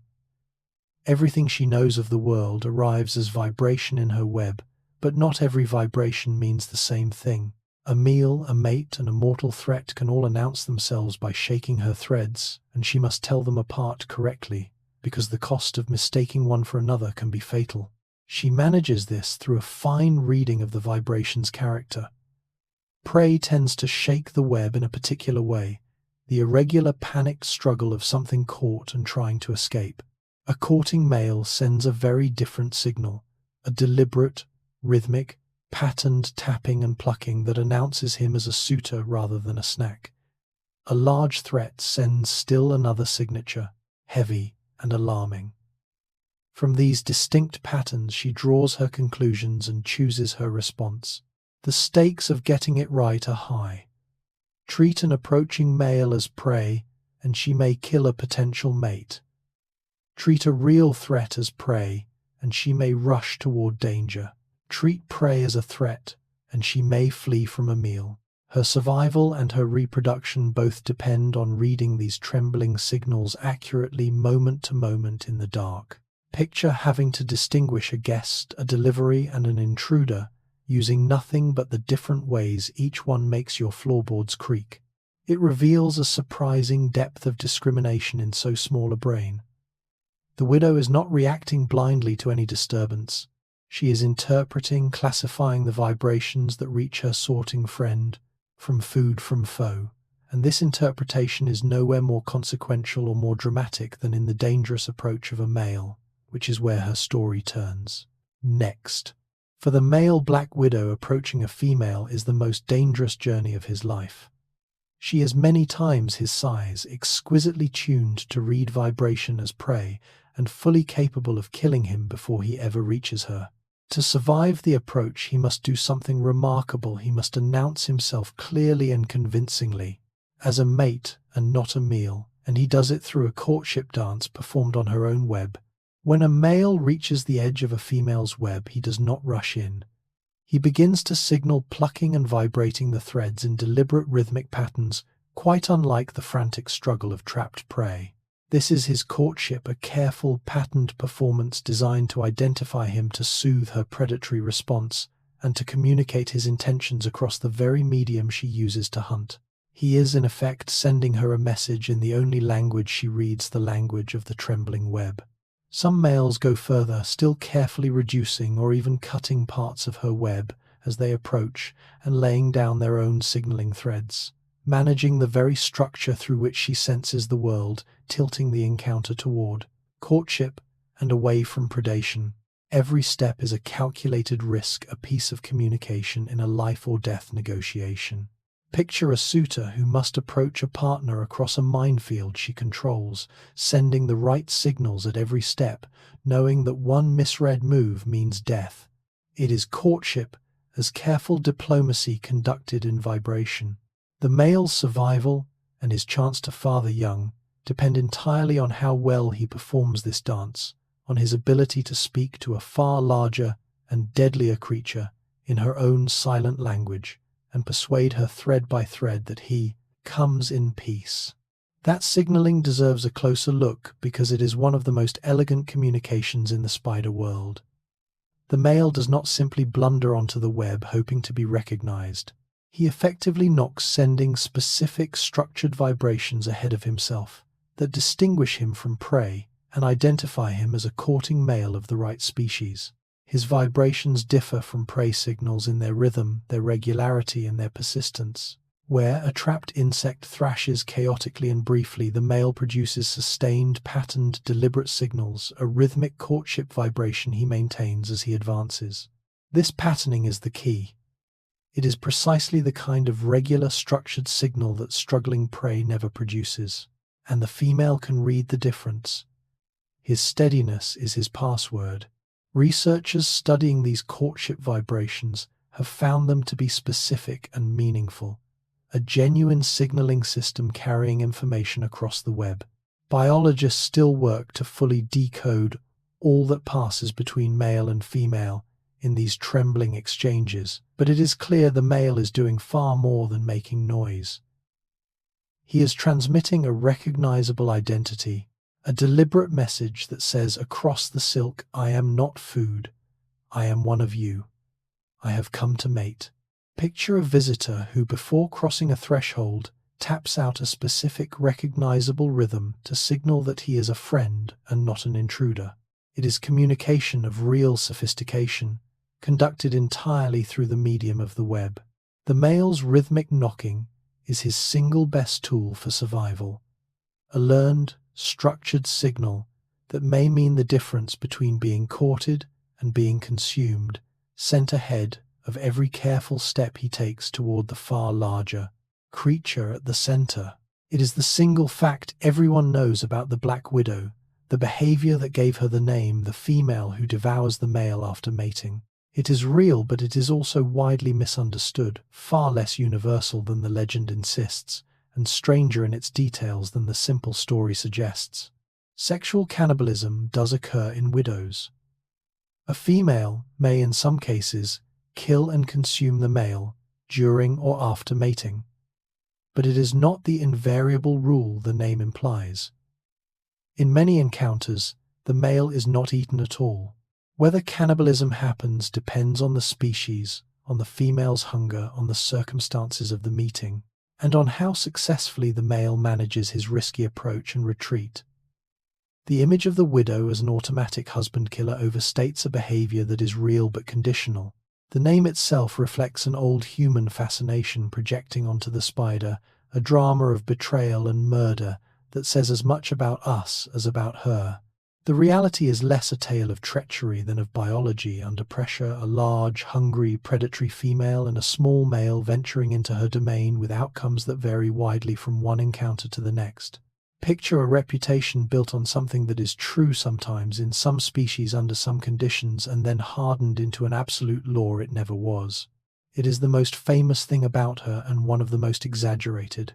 Sexual cannibalism is a genuine part of widow biology, but it is neither universal nor simple, neither the cold murder the folklore imagines nor a behavior without reason. And in fact, when it does happen, there may be a logic to it that is stranger and more poignant than the legend ever guessed, a logic that turns on the survival of her young.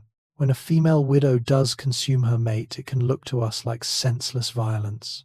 But biologists have uncovered a possible logic beneath it, one that reframes the act, not as betrayal, but as a final strange contribution the male may make to his own offspring.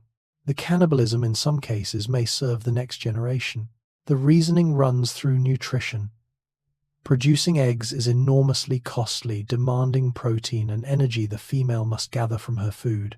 A male, however small, is a meal, a package of protein arriving at the very moment she most needs resources to provision her eggs.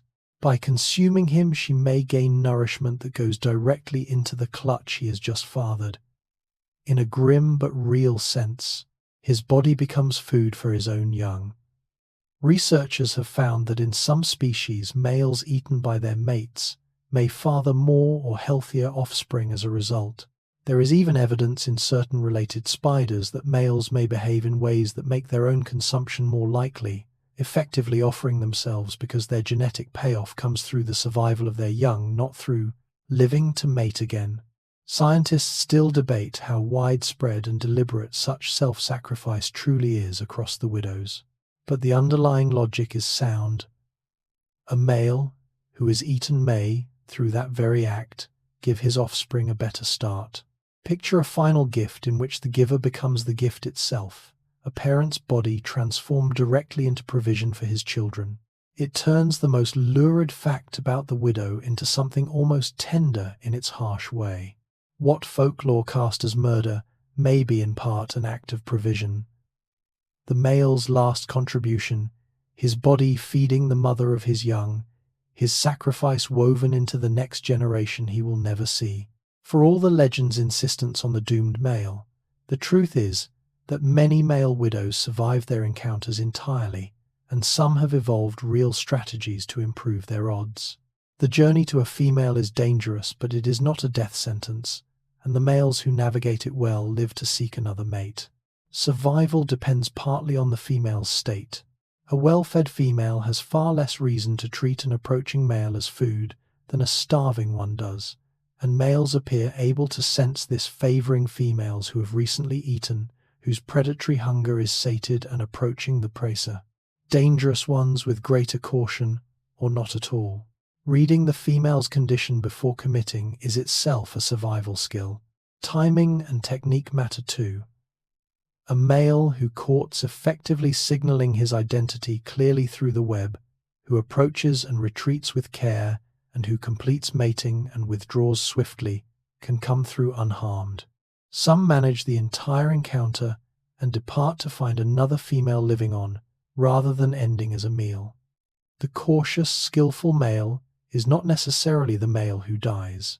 Picture a perilous negotiation that many enter and many also leave alive. Survival turning on preparation, judgment, and a careful exit. It is a needed correction to the legend. The black widow does not automatically consume every mate, and the male is not a passive victim resigned to death. Many read the situation, caught well mate and survive to try again. The folklore fixed on the dramatic exception and forgot the common outcome that in countless encounters the male simply does his careful work and walks away alive, into the dark to seek the next web. A widow's web is only as good as its location, and the choice of where to build is one of the most consequential decisions she makes. She does not spin at random. She selects sites that promise a steady supply of prey, often favoring places where insects naturally gather, and her instincts for this are sharp. She gravitates towards spots with good prey traffic near sources of insects along the paths that crawling and flying creatures tend to follow, in the sheltered corners where prey takes refuge. Locations near light, which draws insects after dark, can be especially productive, and widows are often found where artificial lighting or natural funnels concentrate the small creatures she eats. A web in a rich location catches far more than one in a barren corner, and the difference is life or death for an animal that hunts by waiting. This site selection reflects a real assessment of the environment. The widow weighs shelter, stability, and prey availability, and commits her web and often her whole adult life to a chosen spot. A good choice means regular meals and successful reproduction. A poor one means hunger. The decision of where to build is among the most important she makes, and she does not make it carelessly. Picture choosing where to cast a single net that you will fish from for the rest of your life, and weighing every current and crossing before you commit. It is foresight of a kind expressed in instinct. The widow reads her surroundings and stakes her future on a location, betting that prey will come to the spot she has judged best. Her stillness once she settles depends entirely on having chosen well, and her success as a patient hunter begins with this single careful decision of where to wait. Her silk is not only structure and snare, it is also a medium of chemical communication, a surface onto which the widow lays down information, and from which others read her presence, her identity, and her readiness to mate. The web is, among its many roles, a kind of scented message board. A female's silk carries chemical signals, pheromones, woven into or laid upon the threads. These signals advertise her presence and her reproductive state to males searching the dark for a mate. A male encountering a female's silk can read through the chemistry alone whether she is the right species, whether she is mature, and whether she is ready to breed, crucial information that shapes whether and how he approaches. Before he ever sends a vibration, the silk has already told him much of what he needs to know. This chemical signaling works hand in hand with the vibrational courtship that follows. The scent on the silk draws the male in and informs him. The rhythmic plucking then negotiates the dangerous final approach. Together they form a layered communication system, chemical and mechanical, that allows two creatures, one far deadlier than the other, to find and assess each other across the dark. Picture a message left, not in words but in scent, written across the very threads of a web, readable by anyone who touches them. It adds yet another dimension to the web's astonishing versatility. This single structure is at once a trap, a sensory organ, a home, and a signboard, catching prey, reading the world, sheltering the spider, and broadcasting her identity to potential mates. The widow's silk does not merely hold her world together. It speaks for her in a chemical language, laid down thread by thread. When prey strikes her web, the widow does not merely sense that something is caught. She locates it, pinpointing the exact position of a struggling insect across her three-dimensional web through vibration alone, with enough precision to move directly toward it in the dark. This is a genuine feat of sensory processing. The vibrations from a trapped insect travel outward through many threads at once, reaching her legs at slightly different times and strengths depending on the prey's location. From these differences, the timing and intensity of the signals arriving along different lines, she can triangulate the source, building a map of where the disturbance lies within her web. She knows not just that prey is present, but precisely where, and she heads straight for it. It is the same principle by which we locate a sound using two ears, the brain reading tiny differences between them to place the source. The widow does something comparable across the many anchor points of her web and the many sensors on her legs, resolving the position of her prey from the pattern of trembling threads. In a sense, she sees with vibration, constructing a spatial picture of her web's contents without any use of light.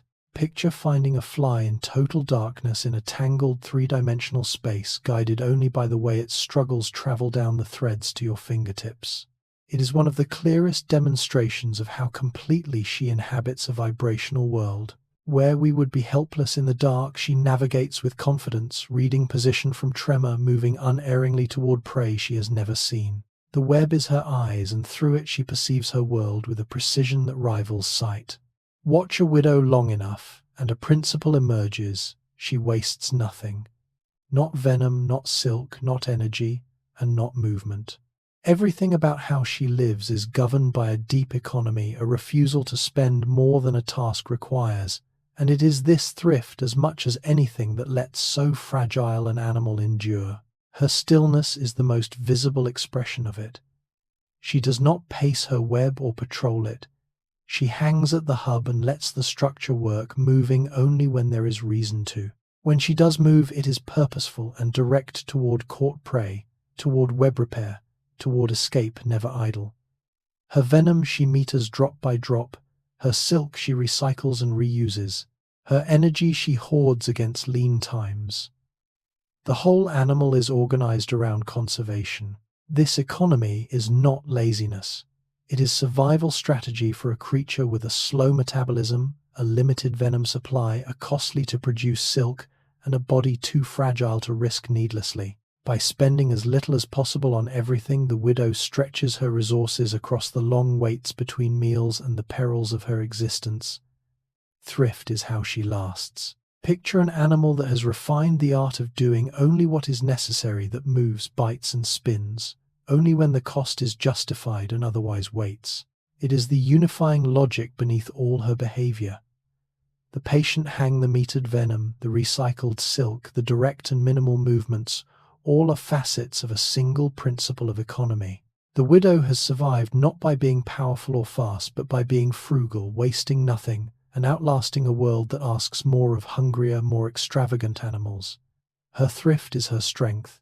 For all her venom, the widow's first response to danger is not to fight but to flee, and her favorite escape is to vanish straight down, dropping from her web on a line of silk into the safety below. It is a maneuver she can perform in an instant, and it has saved her life countless times. The mechanism is her dragline, the safety thread she trails behind her wherever she goes. When threatened, she simply lets go of the web and falls, paying out the dragline as she drops, controlling her descent down the thread like a climber rappelling on a rope. In a heartbeat, she is gone from where she hung, dropped to the ground, or left dangling out of reach, putting sudden distance between herself and whatever alarmed her. When the danger passes, she can climb back up the same line to her web. This drop-and-flee response fits everything about her cautious nature. She is fragile, her venom is precious, and confrontation risks her life. So escape is nearly always the better choice. The dragline makes escape almost effortless, an instant exit straight down, available at any moment, requiring nothing but letting go. It is the perfect tool for an animal whose survival strategy is avoidance. Picture a climber who at the first sign of danger simply steps off the ledge and slides down a rope to safety, then climbs back when the threat is gone. It is the final piece of her portrait as a creature of caution and economy. Even her escape is efficient, a single thread always ready that lets her abandon danger in an instant and return when it is safe. The widow does not stand and fight. She drops, she waits, and she comes back, surviving as she always has by avoiding the fight altogether. A widow's web is not built from a single fixed blueprint, spun identically every time. She adjusts it, tuning its design to the conditions of her particular location, the prey available, the space she has to work with, and the demands of the moment. There is flexibility woven into her building, a responsiveness that suggests more than rigid instinct. Researchers studying spiderwebs have found that a builder will modify her structure in response to circumstances. The amount of prey she has been catching, the architecture of the space she occupies, the resources she has available to spend on silk. A widow in a prey-rich corner may build differently from one in a lean spot. A widow with ample anchoring points builds differently from one in a confined nook. She works with what she has, shaping the general pattern of her web to fit the specific reality around her. This adaptability matters. A web is a costly investment, and a builder who can tailor it to her conditions, adding capture lines where prey is plentiful, adjusting to the space and anchors available, will hunt more successfully than one locked into a single rigid form. Scientists still study just how much widows learn and adjust versus how much is fixed instinct. But the flexibility itself is clear. The web is tuned to its place. Picture a builder who works from a general design but adapts it to every site, adjusting to the space, the materials, and the traffic of each particular location. It complicates the easy assumption that a spider is a simple automaton spinning the same web mindlessly forever. The widow's building is responsive, fitted to her circumstances, shaped by the conditions she finds. Within the bounds of her instinct lies real flexibility, a capacity to tune her great trap to the particular corner of the world she has chosen to call home. Step back and consider what the web truly is to her, and a striking idea emerges. The web is not merely something the widow builds and uses. It is, in a real functional sense, an extension of her own nervous system, a part of her sensory and cognitive apparatus spun out into the world beyond her body. Consider how completely she depends on it to perceive. Her eyes barely function. Her awareness of prey mates and threats comes almost entirely through the web. The vibrations traveling its threads are her primary information about the world, read by the sensors on her legs and processed by her tiny brain. In this sense, the web does part of the work a nervous system does, gathering information across a wide area and channeling it to the animal at the center.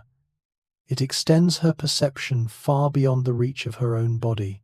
Some scientists have explored this idea, seriously considering whether a spider's web functions as a form of extended cognition, an external structure that is genuinely part of how the animal senses and even processes its world, not just a tool it happens to use. Whether or not one accepts the strongest version of that claim, the web's role is undeniable. It is the medium through which she perceives nearly everything, an information-gathering organ built from silk. Picture a creature whose senses do not end at its skin but reach outward through a web of threads, feeling the world across a span far larger than its body. It is perhaps the deepest way to understand her. The widow is not simply a spider sitting in a web. She is a spider fused with her web into a single perceiving system, her small body at the center, her silk reaching outward as both trap and sense organ. And from that fused being comes not only the hunt, but the next chapter of her life, the making of the next generation. When a female widow reproduces, she creates one of the most remarkable objects in her entire repertoire, the egg sac. Into this single structure she pours her future, a papery, silk-wrapped vault holding hundreds of eggs sheltered together in one carefully crafted package. The sac is a marvel of construction.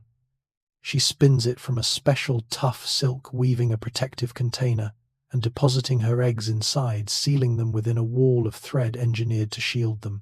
A single sac can hold a great many eggs, often hundreds packed together in their silken vault, the entire next generation gathered into one object she can guard. The papery exterior protects the developing young from the elements, from drying out, and from many would-be predators. This is reproduction as concentration. Rather than scatter her eggs, the widow gathers them into these dense, defended packages, investing in the protection of many offspring at once within a single fortified structure. Each sac represents an enormous commitment of her resources. The protein and energy of all those eggs, all the silk of the protective wall bound into one vulnerable, precious bundle that holds her genetic future. Picture a single silk-wrapped vault, smaller than a marble, holding hundreds of lives waiting to begin. It is the beginning of the most wondrous chapter of her existence, the staggering scale and ingenuity of how she brings forth the next generation. The egg sac is where her life's purpose concentrates, hundreds of potential widows sealed in silk, guarded by the mother who made them. And the numbers only grow more astonishing from here as a single female's lifetime output comes into view. The numbers behind a widow's reproduction are staggering. A single female does not make just one egg sac in her life. She may produce several over a breeding season, and with each holding hundreds of eggs, her lifetime output climbs into the thousands, a torrent of potential offspring from one small spider in one dark corner. Consider the arithmetic. One sac may contain hundreds of eggs. A female may craft multiple sacs across her reproductive life, one after another, drawing on stored sperm to fertilize successive clutches. Multiply hundreds by several sacs and a single female's lifetime production reaches into the thousands of eggs, thousands of potential spiderlings, all from one mother, all spun out from that single rounded abdomen over the course of her adult life. This enormous reproductive output is a strategy in itself. The world is brutally hard on young spiders, and the vast majority will never reach adulthood. By producing offspring in such overwhelming numbers, the widow plays a game of odds, flooding the world with so many young that however steep the losses, at least a few will survive to carry on. Quantity is her insurance against a world that kills almost all of them. Picture a single small animal producing over her life thousands of offspring, a population's worth of young from one mother in one corner. It is the engine of the species' success and resilience. This staggering fecundity, this capacity to pour out young by the thousand, is how the widow persists against terrible odds, how she colonizes new places, how she endures. From one female in one dark nook can come the seed of generations, a reminder that behind the fearsome solitary hunter lies a reproductive force of astonishing scale. The egg sac is not spun and abandoned. The female widow guards it fiercely, devotedly, often staying close and defending it against threats, tending her silken vault of young with a care that sits strikingly against her fearsome reputation. The terror of folklore is also a vigilant, protective mother. Once she has made the sac, she typically keeps it near her within her web and watches over it through the weeks the eggs need to develop. She will defend it against intruders and predators, and she manages its environment, sometimes moving or adjusting it. For an animal so committed to fleeing danger, this guarding is notable. She takes on risk to protect her young, staying with the sac when her instinct in almost every other circumstance is to drop and run. The eggs change her calculus. This maternal investment is part of why widows reproduce so successfully. The eggs are not left to chance alone. They are sheltered in tough silk and watched over by their mother, a double layer of protection, physical and vigilant, that improves the odds for at least some of the brood. The guarding female pours her care into the sac as surely as she poured her resources into making it. Picture the feared widow transformed into a sentinel, hanging beside her silken vault, defending the hundreds of lives within against all comers. It adds a dimension to her that the legend entirely omits. We picture the widow as a solitary killer, a creature of venom and dark corners, but she is also a devoted mother guarding her egg sac with a vigilance that overrides even her deep instinct for flight. The most feared spider on earth watches over her young with care, and the lives she guards are about to begin one of the most extraordinary journeys in the natural world. Inside the sealed egg sac, hidden from the world, the next generation begins. The eggs hatch within the silken vault, and for a time the tiny spiderlings remain inside, sheltered together in the dark of the sac, before they finally emerge into the open world in a sudden, teeming burst of new life. The process unfolds in stages. The eggs develop and hatch inside the protective sac, the spiderlings spending their earliest days within that silken chamber, undergoing their first development in safety. Then, when the time comes, they leave, emerging from the sac in numbers, hundreds of minuscule widows spilling out into the world at once, each a perfect tiny replica of the architecture of their kind, ready to begin the desperate business of survival. This sheltered start gives them their best possible beginning. The sac shields the most vulnerable early phase, letting the spiderlings develop within its protection before they must face the open world. When they emerge together, a sudden multitude, far more than the world can possibly sustain, but enough that some fraction may endure. The vault opens and a generation pours forth. Picture hundreds of pinhead-sized spiders emerging at once from a single silken sphere, scattering into the world to seek their fortunes. It is the threshold of their lives and the start of an extraordinary dispersal. These tiny spiderlings newly emerged now face a world that will destroy almost all of them, but a few will survive, and they have a remarkable means of seeking their fortunes far afield. For these minute travelers are about to do something that seems to defy their nature entirely. They are about to take to the air and fly. The newly emerged spiderlings face a crowded, dangerous world, and most must leave the place of their birth to have any hope of survival. They have no wings, and yet they fly, carried aloft on threads of their own silk in one of the most enchanting phenomena in all of nature, a behavior called ballooning. The method is beautifully simple. A tiny spiderling climbs to a high point, the tip of a leaf, a fence post, a blade of grass, lifts its abdomen to the sky and releases fine strands of silk into the air. As the breeze catches these threads, they generate enough lift to pull the minuscule spider off its perch and into the wind, and away it goes, dangling from its silken parachute airborne. With nothing but a few strands of silk and a favorable current, the spiderling takes flight. This is how the young disperse, spreading away from their birthplace and from one another, scattering across the landscape to find their own territories. Ballooning solves the crowding problem of hundreds of siblings emerging in one spot. It flings them outward, distributing the next generation far and wide, giving each a chance at an unoccupied corner of the world. It is dispersal by air, powered by silk and wind. Picture a creature smaller than a grain of rice rising into the sky, beneath a thread of its own making, carried off on the breeze to parts unknown. It is one of the most wondrous facts in the widow's whole story, these tiny wingless animals taking to the air on silk, riding the wind to new lives. The image transforms our sense of them entirely. Not lurking monsters, but minuscule aeronauts lifting into the sky on gossamer threads, scattering across the world on the wind, a generation taking flight. Once aloft on their silk, ballooning spiderlings can travel astonishing distances far beyond what their tiny size would ever suggest. The wind that lifts them can carry them across great spans of the landscape, and in some cases for remarkable journeys through the open sky, scattering the young widely across the world. The reach of ballooning is genuinely impressive. Carried by the wind, spiderlings can travel substantial distances from their birthplace, across fields, over barriers, into entirely new territories. Ballooning spiders have been found riding air currents to surprising heights and across considerable expanses, even famously landing on ships far out at sea. Having been carried well beyond the land, the combination of a near weightless body and a silk sail makes these tiny travelers capable of journeys wildly out of proportion to their size. This far-flung dispersal is part of why widows and their relatives are so widespread, found across so much of the world.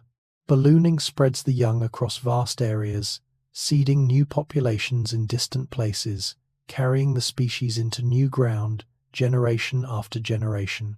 The wind becomes an engine of colonization, distributing spiderlings far and wide, and giving the species its remarkable reach across continents.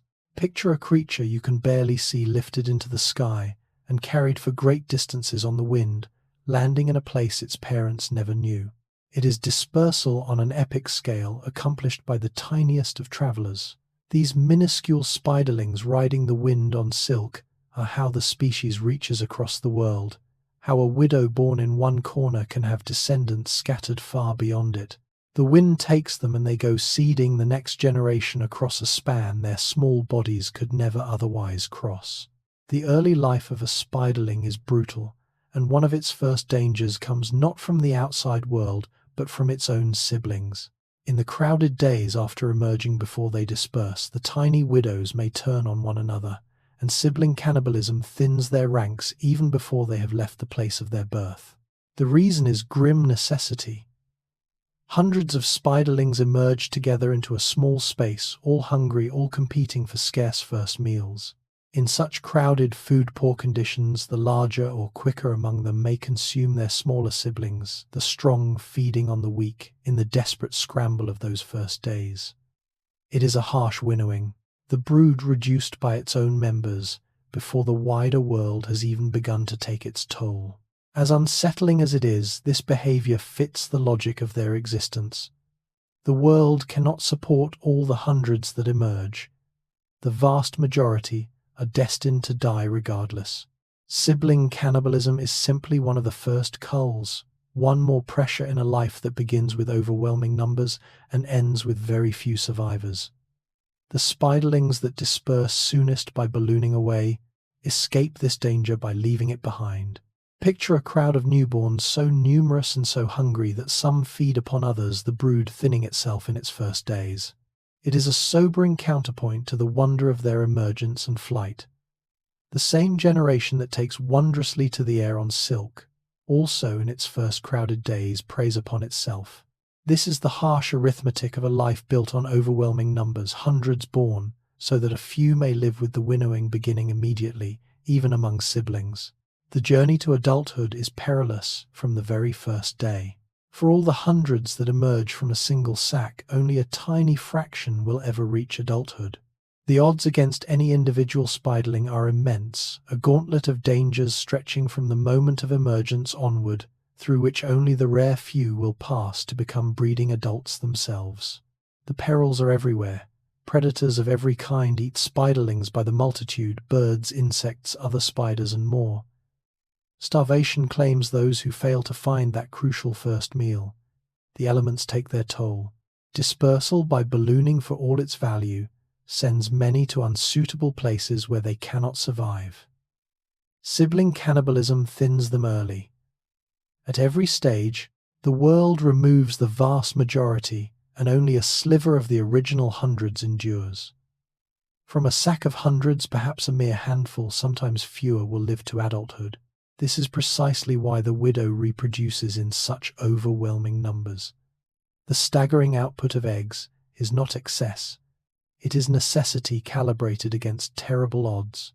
Producing thousands of young over a lifetime is the only way to ensure that the few who survive the gauntlet are enough to continue the line. The species succeeds not by protecting each individual, but by producing so many that the brutal arithmetic still leaves survivors. Picture hundreds setting out and only a handful arriving, the rest lost to a world that spares almost none. It casts the widow's fecundity in its true light. Those thousands of eggs are a response to a world of overwhelming mortality, a flood released against a current that sweeps nearly all of them away.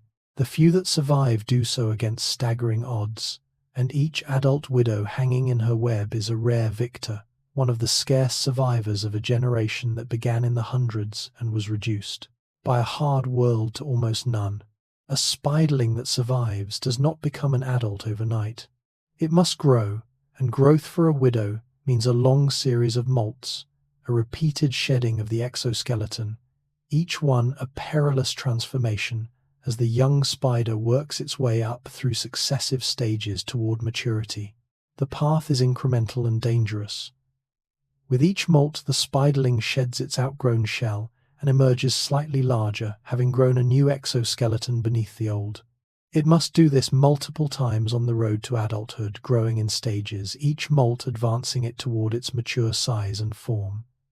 And each molt is a vulnerable moment, soft, slow, and defenseless until the new shell hardens. A recurring gamble repeated throughout its development. To grow up is to survive a whole series of these dangerous sheddings. The journey takes time, and it takes survival skill at every step, finding food, avoiding predators, weathering the elements, and coming safely through each molt. Only the spiderling that navigates this long sequence, molt after molt, week after week, finally reaches adulthood, a mature widow at last, ready to build, to hunt, and to reproduce. The transformation from pinhead spiderling to the iconic adult is a marathon, not a moment. Picture a creature that must shed and replace its entire body again and again, growing in stages, surviving each vulnerable change to reach its final form. It is the long, hard road to becoming the spider of legend. The fearsome adult widow we picture is the endpoint of this journey, a survivor not only of predators and starvation, but of every dangerous molt along the way. Each mature female hanging in her web has shed her body many times over to get there, completing a perilous transformation that began as a minuscule spiderling and ended, against all odds, in the iconic form we know. Having survived the gauntlet of youth, a female black widow can go on to live a surprisingly long life, far longer than one might expect for so small a creature. Where many insects flare and die within a single season, a female widow may persist for a year or more, sometimes considerably longer, enduring as a patient fixture in her chosen corner. This longevity suits her way of life. A patient web-bound hunter who invests heavily in a chosen location benefits from living long enough to reap that investment, to catch many meals, to produce multiple egg sacs to carry her line forward across an extended reproductive life. Her slow metabolism and her capacity to endure lean times serve this long existence, letting her persist through seasons and scarcity alike. She is built not to burn briefly but to last. The contrast with the male is stark. While the female may live a year or more, the male's adult life is brief, narrowed almost entirely to the urgent task of finding a mate before his short time runs out. The female endures, the male flickers. Their lifespans, like their sizes, have diverged toward entirely different ends. Hers toward a long, productive permanence, his toward a brief, frantic quest. Picture a small creature that, against expectation, persists for a year or more in a single corner, outlasting the seasons. It rounds out the picture of her as an animal built for endurance. The widow is no fleeting thing. She is a long-lived, patient survivor, capable of persisting in her corner through an extended life, producing generation after generation across her time. Her longevity is one more expression of the patience that defines her, a creature built not for a brief, brilliant flash, but for the long, enduring wait. Set against the female's long endurance, the male black widow's life is a brief, burning thing, short, urgent, and narrowed, almost entirely to a single purpose. Where she may persist for a year or more, he flickers through a far shorter existence, his whole being bent toward finding a mate before his time runs out. The male's biology reflects this focus. He matures, and once mature, his life becomes a race. He largely abandons the patient web-bound hunting of the female, leaving any web behind to wander in search of females, driven by the imperative to mate. His small body is built for this quest rather than for longevity, for the journey and the courtship, not for the long, sedentary endurance his sisters and mate are built to sustain. His existence narrows to the search, and once his reproductive role is done, his brief life is largely complete. This divergence is the male and female of one species evolved toward opposite strategies. She invests in permanence, a long life, a chosen web, repeated reproduction. He invests in mobility and urgency, a short life spent seeking his entire purpose, compressed into the dangerous quest for a mate. Two halves of the same species living lives as different as their bodies. Picture two creatures of one kind, one built to last a year in a single corner, the other to burn through a brief span in a frantic search. It completes the strange asymmetry that runs through their whole reproductive story. The widow we picture, large, enduring, web-bound, is only the female half. The male is her opposite in nearly everything: tiny, wandering, short-lived, his existence a brief, urgent dash toward reproduction. Together they form one of nature's more dramatic examples of two sexes evolved toward utterly different ways of being. One detail of the widow's reproduction reveals just how self-sufficient the female truly is. After mating, she can store the male's sperm inside her body, holding it in reserve, and using it to fertilize multiple clutches of eggs over time, well after the male himself is gone. A single mating can father more than one sac. This sperm storage gives her remarkable reproductive independence, She does not need to mate afresh for each clutch she produces. Having mated, she carries the stored sperm within her, drawing on it to fertilize successive batches of eggs, producing sac after sac across her reproductive life from that stored supply. The male's brief contribution made in a single dangerous encounter can thus father many offspring spread across multiple clutches and considerable time. It fits the broader logic of their divergent lives. The male's existence is short and his role is singular, to find her and mate, and once done he need not, and largely cannot persist. But his genetic contribution endures inside her, stored and used over the long life she goes on to live. She becomes the keeper of his legacy, dispensing it across the clutches she produces long after he has vanished. Her independence and his brevity are two sides of the same arrangement. Picture a single contribution made once held in reserve, and drawn upon again and again to seed many future generations. It underscores the female's role as the enduring center of the species' reproduction. She is the one who lasts, who stores, who produces clutch after clutch across her long life. The male comes once, contributes, and is gone, but what he leaves is kept and used by her over time, his fleeting role outlasting his fleeting life through the female who stores and spends it. The widow's reproduction is not random but tied to the rhythm of the seasons unfolding according to a yearly cycle shaped by climate, warmth, and the availability of prey. Mating and the production of egg sacs tend to follow the favorable times of year, timing the arrival of the next generation to the seasons most likely to let it survive. In temperate regions, the cycle typically aligns with the warmer months when prey is abundant and conditions favor the survival of young. Mating and reproduction concentrate in these productive seasons, and egg sacs and spiderlings appear when warmth and food give them their best chance. The widow's reproductive activity thus pulses with the year, swelling in the favorable seasons and quieting in the harsh ones, a rhythm tuned to the climate she inhabits. This seasonal timing is another expression of the careful matching of life to circumstance that runs through her whole biology. Just as she chooses her website with care and meters her resources against lean times, so too does the species time its reproduction to the seasons, releasing the next generation when the world is most able to sustain it. The timing is part of the strategy, aligning vulnerable young with favorable conditions. Picture a reproductive rhythm rising and falling with the year, the young arriving when warmth and food are most plentiful. It places her life within the larger cycles of the natural world. The widow does not reproduce in a vacuum, but in time with the seasons, her clutches and spiderlings appearing in concert with the rhythms of warmth and prey. From the timing of her eggs to the dispersal of her young, her reproduction is woven into the calendar of her environment.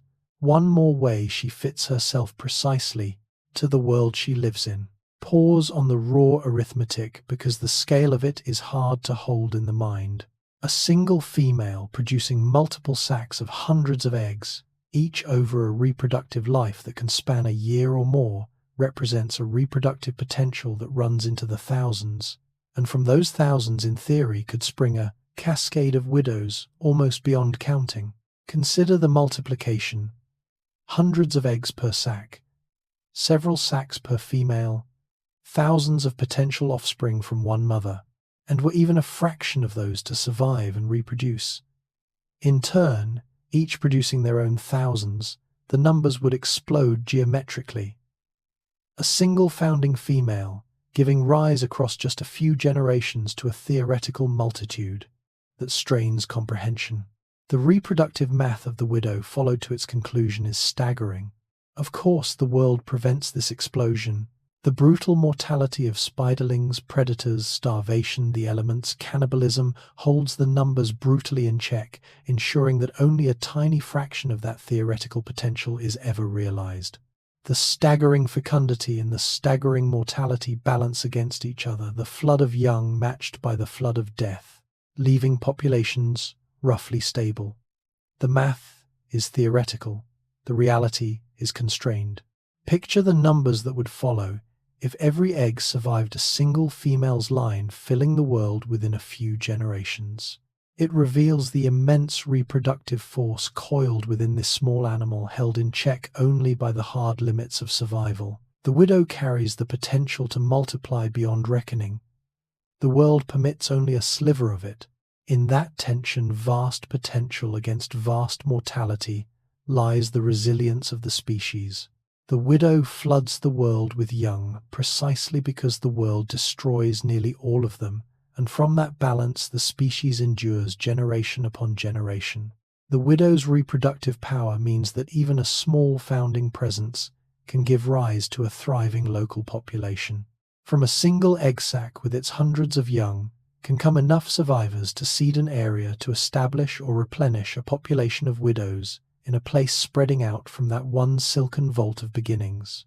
The mechanism is the sheer numbers within each sac, combined with the dispersal of ballooning. Hundreds emerge from one sac. They scatter on the wind across the surrounding area, and the survivors, however few proportionally, may be enough to populate a locale with widows. One female's reproduction, concentrated in her sacs, can thus translate into a local presence well beyond herself, her hundreds of young dispersing and surviving, in their fraction establishing the species across the ground around her. This is part of why widows can appear in numbers in suitable habitat, and why they can recolonize areas or establish themselves in new ones. The combination of prolific reproduction and effective dispersal means that even a modest founding presence can grow into an established population, the young spreading out and taking hold across the available ground. A single productive female in the right place can be the source of many. Picture one silken sac giving rise to a whole local population, its hundreds of young scattering to fill the surrounding ground. It speaks again to the resilience and colonizing power of the species. The widow does not need large founding numbers to establish herself. Her fecundity and her dispersal do the work, turning a single female's output into a local population over time. From one sac, one mother, one corner, the species can spread to fill the ground around it, a quiet engine of colonization, packaged in silk and scattered on the wind. Even the tiniest spiderling, newly emerged and barely visible, carries within it the full inheritance of its kind, including the instinct and the ability to build a web. From its earliest days, a young widow can spin, constructing its own small version of the tangled trap that will define its life, the architecture of its species present in miniature from the very start. This building ability is innate, not learned. The spiderling does not need to be taught how to spin its web. The knowledge is woven into it, ready to be expressed as soon as it is capable. From early in life, it can produce silk and construct a functional web, a small replica of the structures its kind builds, complete with the essential features that make the trap work. The full architectural inheritance of the widow is present in the spiderling from the beginning, expressed in miniature. It is a striking instance of inherited instinct, complex behavior, the building of an intricate three-dimensional trap, present and functional in an animal that has never seen another widow build, never been shown, never practiced. The web-building program is part of what each spiderling carries from birth, ready to construct its first trap and begin the patient web-bound life of its kind. The knowledge comes built in. Picture a creature barely larger than a speck already spinning, a small, functional version of the elaborate trap of its kind with no one to teach it. It speaks to the depth of instinct woven into these animals. Everything essential, the architecture of the web, the tactics of the hunt, the whole way of being a widow is carried within each spiderling from the start, ready to unfold. The young widow does not learn to be a widow. It is born one, complete with the inherited blueprint of the trap it will spin all its life. Expressed from its earliest days in that first small web. The ballooning flight of the young serves a purpose beyond mere travel. It spreads the generation out, preventing the hundreds of siblings from crowding into a single spot where they could never all survive. Dispersal is the mechanism that turns a dense cluster of newborns into a scattered population, each spiderling carried to its own patch of the world. The problem dispersal solves is real and severe. Hundreds of spiderlings emerging in one place would compete ruinously for the same scarce prey and space, the crowding leading to starvation and cannibalism, the whole brood undermining itself. By taking to the air and scattering on the wind, the young avoid this fate, distributing themselves across a wide area, each settling far from its siblings, each claiming its own ground rather than fighting over a shared and inadequate patch. Dispersal converts deadly crowding into viable distribution. This scattering is essential to the species' way of life. A patient web-bound hunter needs space, a location of her own with enough prey to sustain her. Hundreds of widows cannot share one corner, so the young must spread, and ballooning is how they do it, flinging the generation outward to find separate territories where each can establish the solitary, sedentary life its kind requires. The flight that carries them is also the flight that saves them from one another. Picture a crowd of newborns that must scatter to survive, each carried off to its own distant patch of ground. It reveals the deeper function behind the wonder of ballooning. The flight on silk is beautiful, but it is also necessary the solution to the crowding that the widow's enormous fecundity would otherwise create. By dispersing her young across the wind, the species turns its overwhelming numbers into a scattered, viable population, each survivor settled in its own corner, each given the space its solitary life demands. The widow and her relatives are not delicate specialists confined to one narrow niche. They are hardy, adaptable animals capable of thriving across a wide range of climates and conditions, a resilience that has helped the genus spread across much of the world and persist through environmental challenges that would defeat more fragile creatures. This toughness shows in their broad distribution. Widows are found in hot deserts and temperate grasslands in varied habitats across continents, tolerating a range of temperatures and conditions. They endure lean times through their slow metabolism and their capacity to fast. They shelter in protected nooks from harsh weather. They adapt their web building and behavior to the conditions they find. The species is not bound to a single fragile set of circumstances, but persists across a wide envelope of environments, bending to fit where it lands. This adaptability is a major reason for the genus's success and wide range. A creature that can tolerate diverse climates, survive scarcity, and shelter from extremes, can establish itself in many places and weather the variations of each. The widow's resilience, her capacity to endure, to wait out hardship, to fit herself to varied conditions, is woven through everything about her, and it has carried her kind across much of the globe. Picture an animal at home in deserts and grasslands alike, enduring heat, scarcity, and hardship across a wide span of the world. It is the final note in the story of her remarkable success. The widow has spread and persisted not by being fragile and specialized, but by being tough, patient, and adaptable, able to endure where many could not, to fit herself to diverse and difficult conditions, to wait out hardship, and carry on.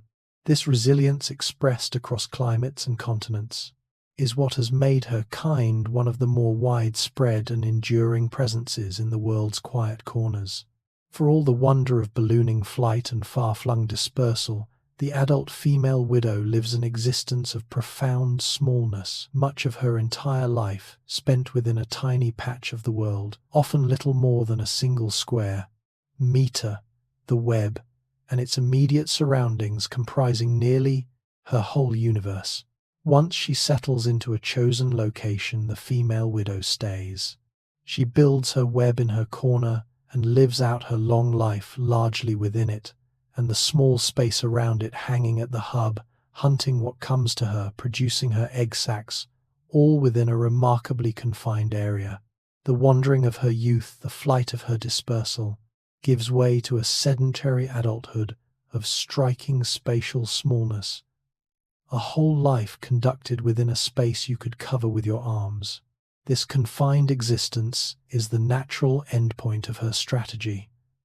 A patient web-bound hunter who has invested in a chosen location has no reason to roam. Her life is the web and what comes to it. She has traded the mobility of her youth for the deep investment of place, pouring herself into a single small territory and living her long, productive life within its narrow bounds. Her world is small by design, and within that smallness, she accomplishes everything her life requires. Picture an entire existence, hunting, mating, mothering, enduring, conducted within a space no larger than a doorway. It is a poignant counterpoint to the dispersal that scattered her there. The young widow flew on the wind, carried perhaps for great distances to find her place. And then, having found it, she stays living out her long life within a tiny patch, her whole adult world reduced to a web and its surroundings. From the boundless flight of youth to the single square meter of adulthood, the widow's life moves from the widest dispersal to the narrowest home. And within that narrow home, she lives out the fullness of her days. Step back, and the widow's existence reveals itself as two lives lived in a single body, a youth of motion and a maturity of stillness, a flying scattering, followed by a settled permanence, two utterly different ways of being joined in, one animal across the span of a single life. The first life is the life of the young, the spiderling emerging into a crowded world, taking to the air on silk, riding the wind across the landscape, wandering and dispersing in search of a place. It is a life of motion, of flight, of seeking the young widow carried far, scattered wide, mobile and unsettled. And then comes the second life, the life of the settled adult, the female who finds her corner and stays building her web, hanging at its hub, living out her long days within a single square meter, sedentary and rooted. Motion gives way to stillness. The wanderer becomes the waiter. This transformation from mobile youth to settled adult is one of the quiet wonders of her biology. The same animal that flew on the wind ends its life rooted to one small spot. The same creature that scattered across the landscape spends its maturity in profound stillness. Two opposite ways of living, the restless flight of the young and the patient permanence of the adult, bridged within one life, one body, one widow. Picture a single creature that begins by flying across the world and ends by never leaving a single corner of it. It is a fitting close to the wonder of her life cycle and a bridge to what her story finally means. The widow contains these two lives, the flight and the stillness, the dispersal and the home, and in moving from one to the other, she completes the arc of her existence. From the boundless youth to the rooted maturity, she lives out the full, strange shape of her kind and leaves us at the end. To ask what this small, patient, much-feared creature truly is, and what she means to the world she so quietly inhabits. To understand what the widow truly is, place her in the vast sweep of time, and there she reveals herself as the product of an ancient lineage, the inheritor of a way of life refined over an immense stretch of evolutionary history. Spiders are among the old inhabitants of the land, their kind, reaching back across hundreds of millions of years. And the widow carries that deep heritage in everything she does. The spider lineage is ancient indeed, its origins stretching back into a deep past, long before many of the creatures we think of as old. Across that immense span, the fundamental innovations of spiders, silk venom, the predatory web-bound life were developed and refined, passed down and elaborated across countless generations. The widow is a modern expression of this long heritage. Her silk and venom and patient, hunting the products of an evolutionary story of staggering length. She is new in her particular form, but ancient in her essential design. This deep lineage lends her a certain weight.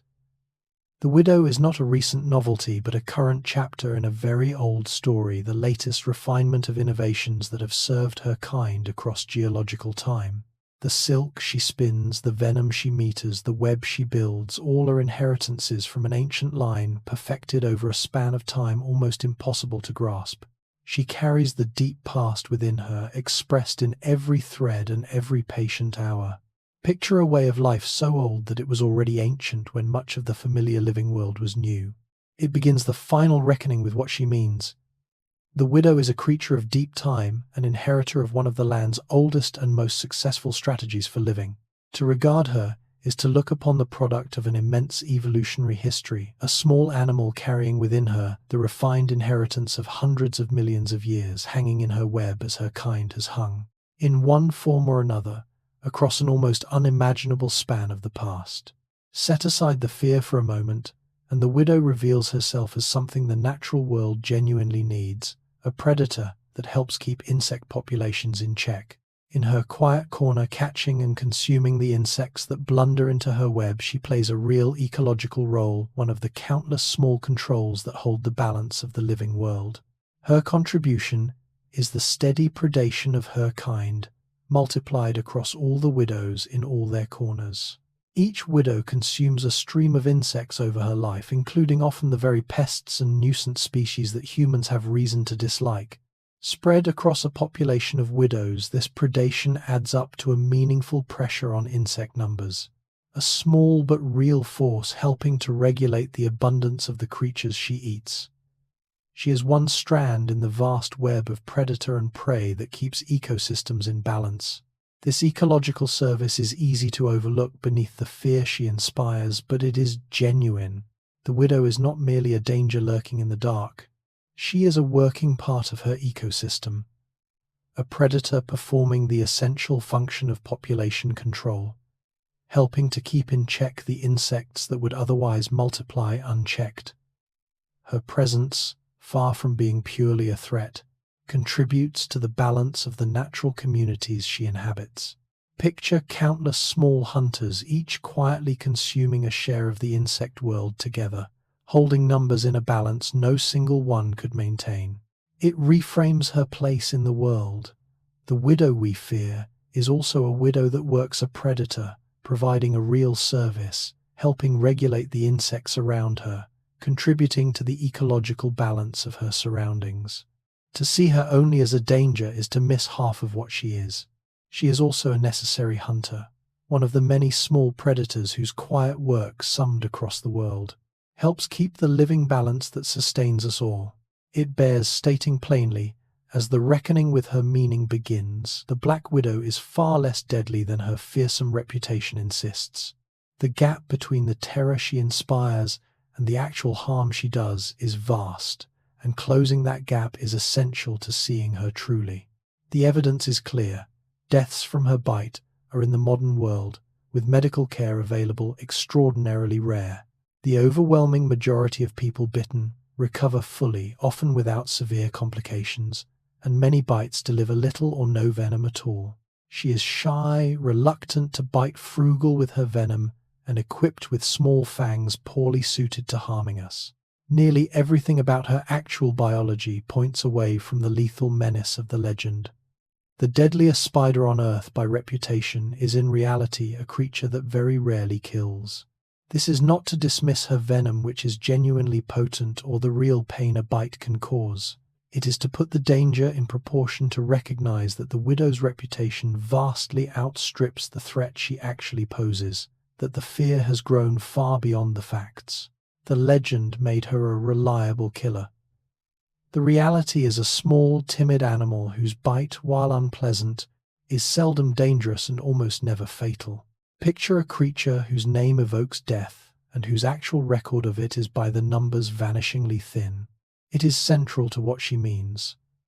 The Black Widow is a study in the gap between fear and fact, between the monster we imagine and the modest animal that exists. To reckon with her honestly is to hold that gap in view, to acknowledge the potent venom and the rare, real danger, while recognizing that the overwhelming truth of her is not lethality, but harmlessness. A creature far gentler, in fact, than the terrible legend her name has carried for so long. Part of why the widow's danger has faded is a human achievement, the development of an effective antivenom, a treatment that can counter the effects of her bite and bring relief from even severe cases. Its arrival transformed the widow from a creature that occasionally killed into one whose bite, however painful, is now reliably survivable with care. The antivenom works by neutralizing the venom's effects, calming the storm of symptoms that a serious bite can cause. For the rare, severe case, it offers genuine relief, reversing the worst of the reaction and speeding recovery. Its availability, alongside modern supportive care, pain relief monitoring, and treatment of symptoms, means that even the most serious widow bites can now be managed, and that the deaths which occasionally occurred in earlier eras have become vanishingly rare. Medicine has largely defanged the legend. This medical advance is a quiet triumph, one of the many ways human ingenuity has reduced the dangers of the natural world. Where once a severe widow bite in a vulnerable person could prove fatal, now there is treatment. Where once there was only endurance, now there is relief. The anti-venom and the broader care around it has turned the widow's bite from a potential killer into a painful but manageable injury, a transformation that has saved lives and further widened the gap between her fearsome reputation and her actual modern threat. Picture a remedy that turns a once feared injury into one that is reliably survivable. It is part of why the fear has outlived the danger. The widow's venom has not changed, but our ability to counter it has, and that ability has rendered her bite far less dangerous than it was in the eras when her legend formed. The anti-venom is one of the reasons the old terror no longer fits the facts, a human answer to her venom that has quietly helped consign her deadliest reputation to the past. The widow's relationship with humanity is more entangled than mere fear, for in building our world we have inadvertently built hers. The structures we erect, our buildings, sheds, walls, and the countless sheltered nooks they create have provided the widow with abundant new habitat, and in doing so have helped expand her presence into the spaces we occupy. The shelters we construct suit her remarkably well. The dark, undisturbed crevices of human structures, the undersides of furniture, the corners of garages, the gaps in walls and woodpiles, and stored possessions replicate and multiply the sheltered nooks she favors in nature. By building, we have unwittingly created widow habitat in abundance, offering her dark, stable refuges in the very midst of our own spaces. Our construction has been, from her point of view, a vast expansion of suitable real estate. This is part of why we encounter her where we do, not because she seeks us out, but because the spaces we build are the spaces she likes, and so she settles among us, sheltering in the structures we have raised. Human movement, too, has carried widows to new places, stowed away in our cargo and our goods. Between the habitat we build and the transport we provide, we have inadvertently become agents of the widow's expansion, spreading her into and across the world we have shaped. Picture our buildings and clutter as, from a spider's view, a sprawling new landscape of perfect sheltered homes. It complicates the simple story of human versus spider. We are not merely the widow's frightened adversaries. We are unwittingly her benefactors, builders of her habitat, carriers of her young, agents of her spread. The widow has followed us into the world we made, settling in the shelters we never meant to offer her fortunes, quietly entangled with our own construction. In fearing her, we have also all along been housing her. For all the fear her name inspires, the truth is that widows often live quietly alongside us, unseen and unnoticed, sharing our spaces without incident. In garages and gardens, woodpiles and sheds, widows may dwell close to human life for long stretches, their presence unknown, causing no harm, simply existing in their corners as we go about our lives nearby. This quiet coexistence is the common reality far more than the dramatic encounters of legend. A widow in a garage corner or a garden nook may live out her life there entirely without conflict, never biting anyone, never even being noticed, her existence overlapping with ours in perfect, unremarkable peace. We share our spaces with these animals far more often than we realize, the vast majority of that sharing passing without any incident at all. The widow next door is almost always simply a quiet neighbor. It is a reality that sits strangely against her fearsome reputation. We imagine the widow as a lurking threat, demanding vigilance, but the actual experience of living near her is overwhelmingly one of unremarkable coexistence. Countless widows dwelling near countless people, year after year, with nothing happening at all. The fear imagines constant danger. The reality is mostly quiet cohabitation, the spider in her corner and the human in theirs, peacefully unaware of one another. Picture how many widows have lived close to people all their lives entirely unnoticed and entirely harmless. It is a gentle correction to the dread. The widow is not for the most part a menace stalking our spaces, but a quiet co-inhabitant of them, living near us far more often than we know, and far more peacefully than we fear. To recognize this is to soften the terror with truth that the great majority of widows and humans share the world without conflict. The spider asking only to be left alone in her corner, and almost always getting exactly that. The widow's venom, so long a source of fear, has become a source of something else entirely: scientific insight.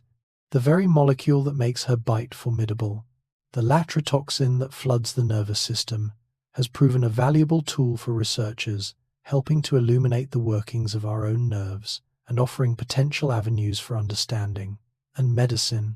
The value lies in the venom's precision.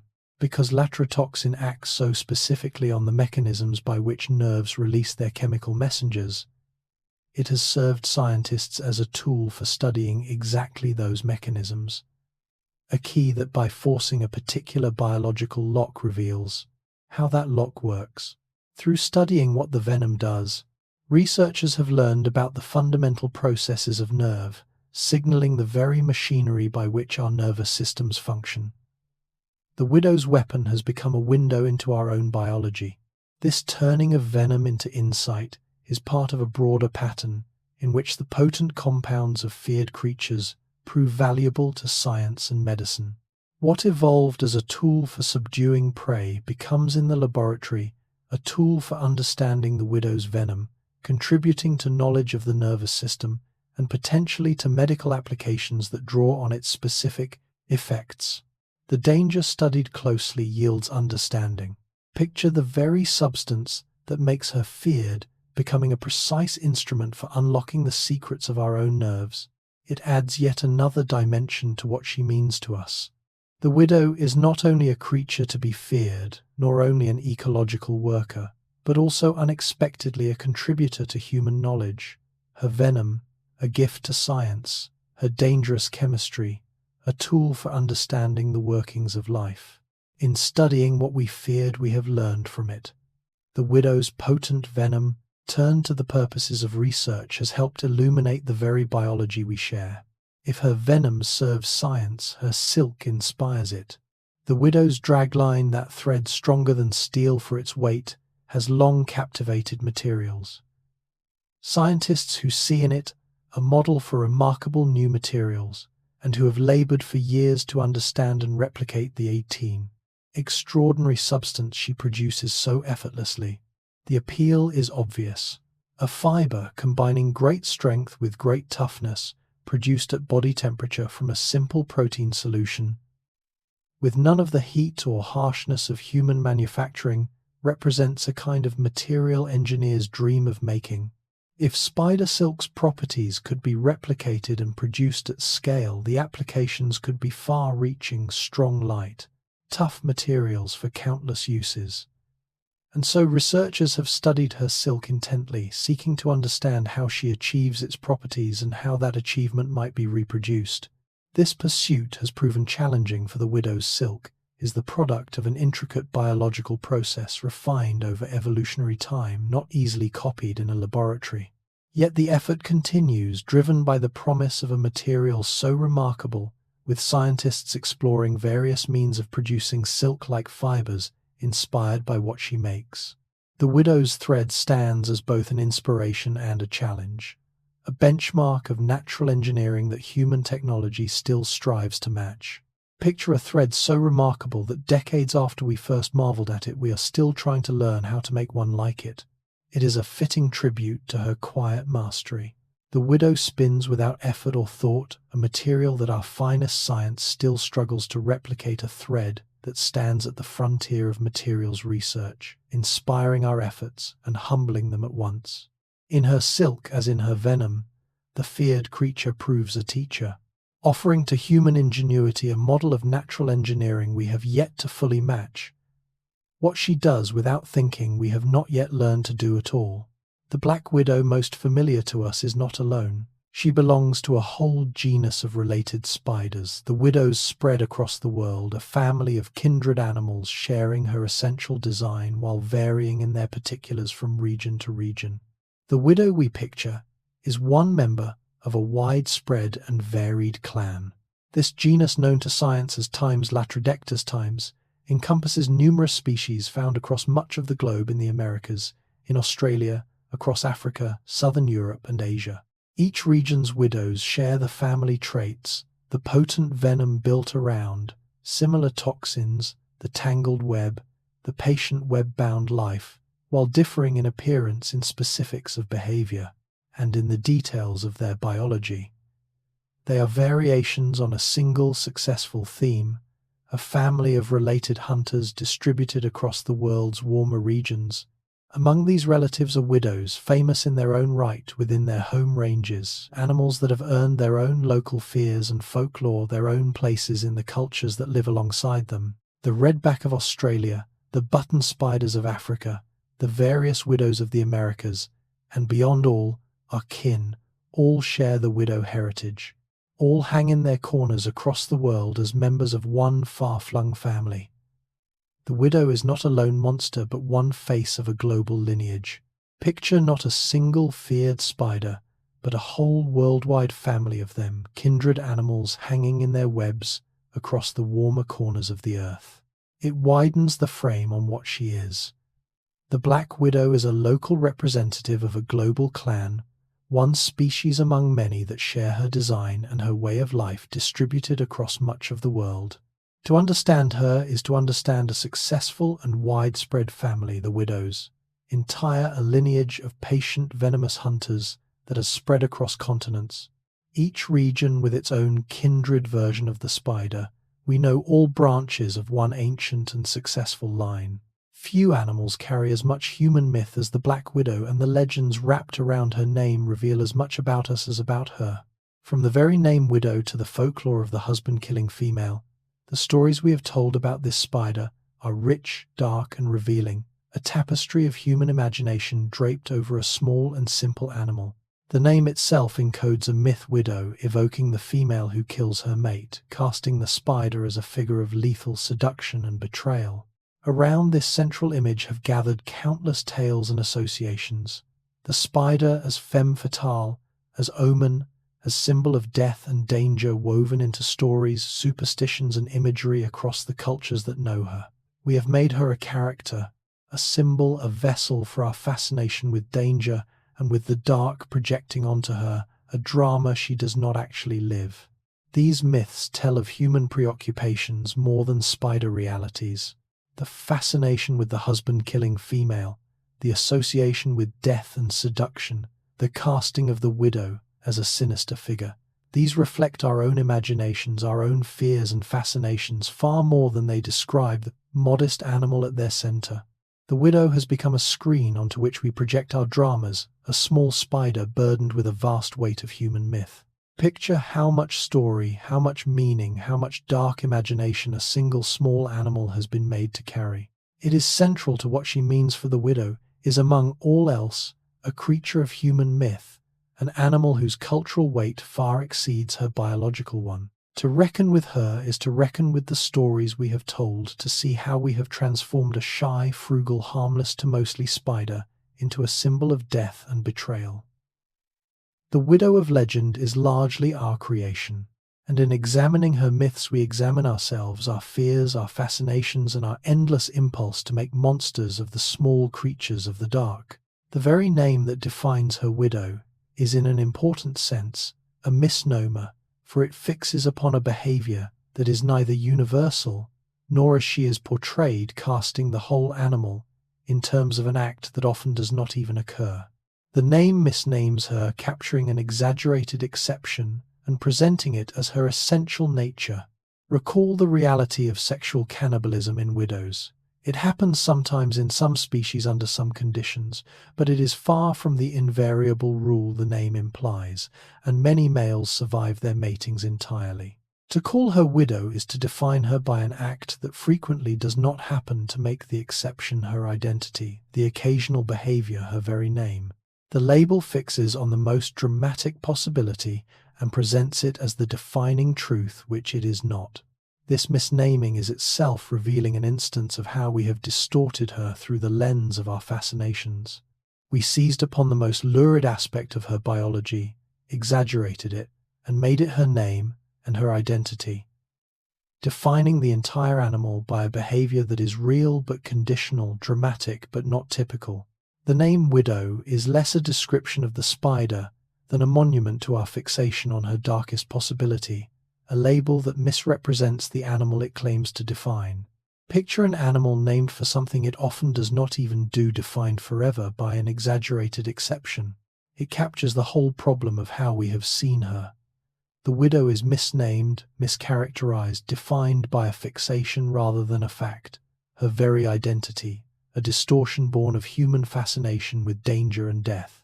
To know her truly is to recognize this misnaming, to see past the lurid label to the actual animal, not the reliable husband-killer of the name, but a varied creature whose most famous behavior is neither constant nor as we have painted it. Even her name, it turns out, is part of the myth. The widow's story is not finished, for like so many creatures she is being affected by a changing climate, and as temperatures and conditions shift across the world, the ranges where widows can live are shifting too, raising questions about where these spiders may spread or retreat from in the years to come. The logic is straightforward.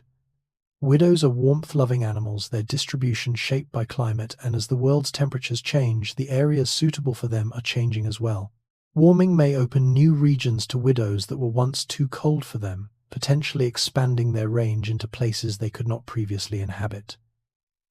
Researchers studying the effects of climate change on species distributions consider how creatures like the widow may shift in response, tracking the changing envelope of conditions they can tolerate.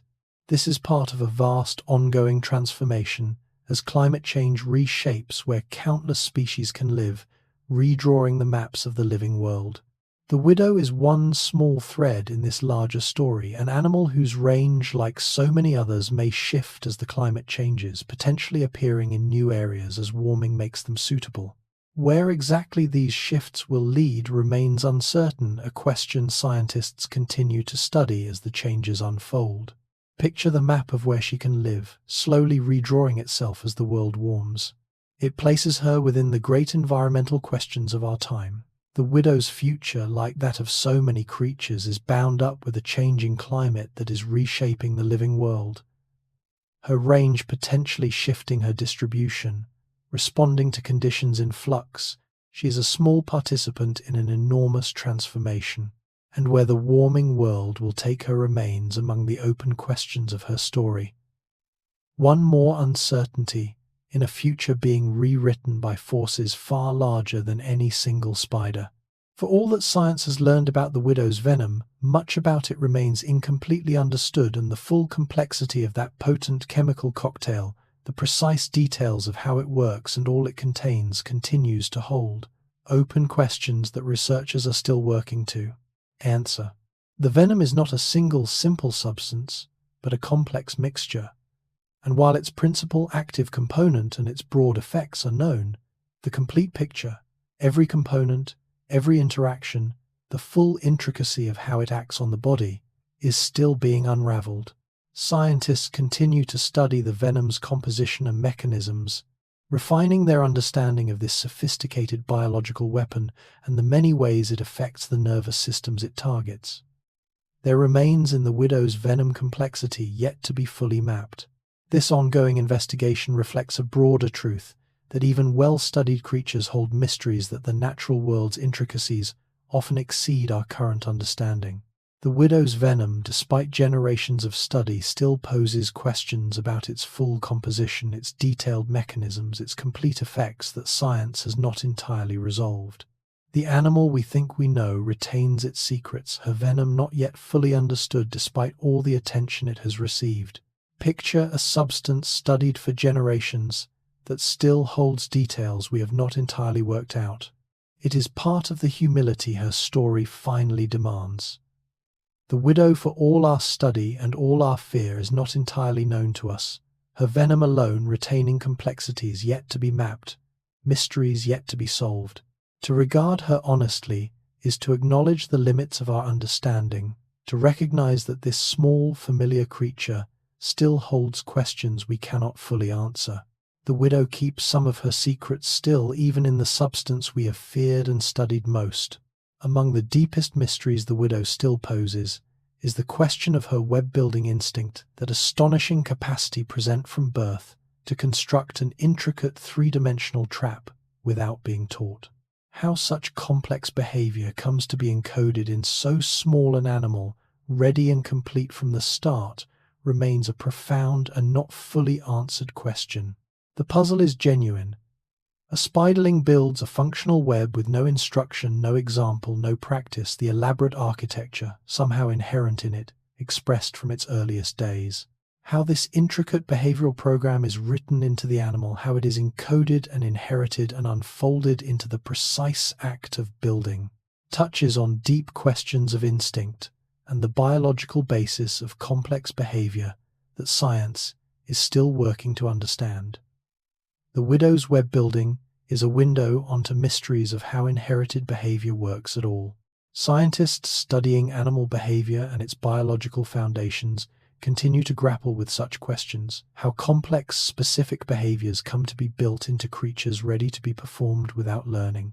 The widow, with her innate architectural mastery, is one striking instance of this larger puzzle. Her web, building a complex inherited behavior whose full basis remains incompletely understood. How does a spider know how to build? The question is far from fully answered.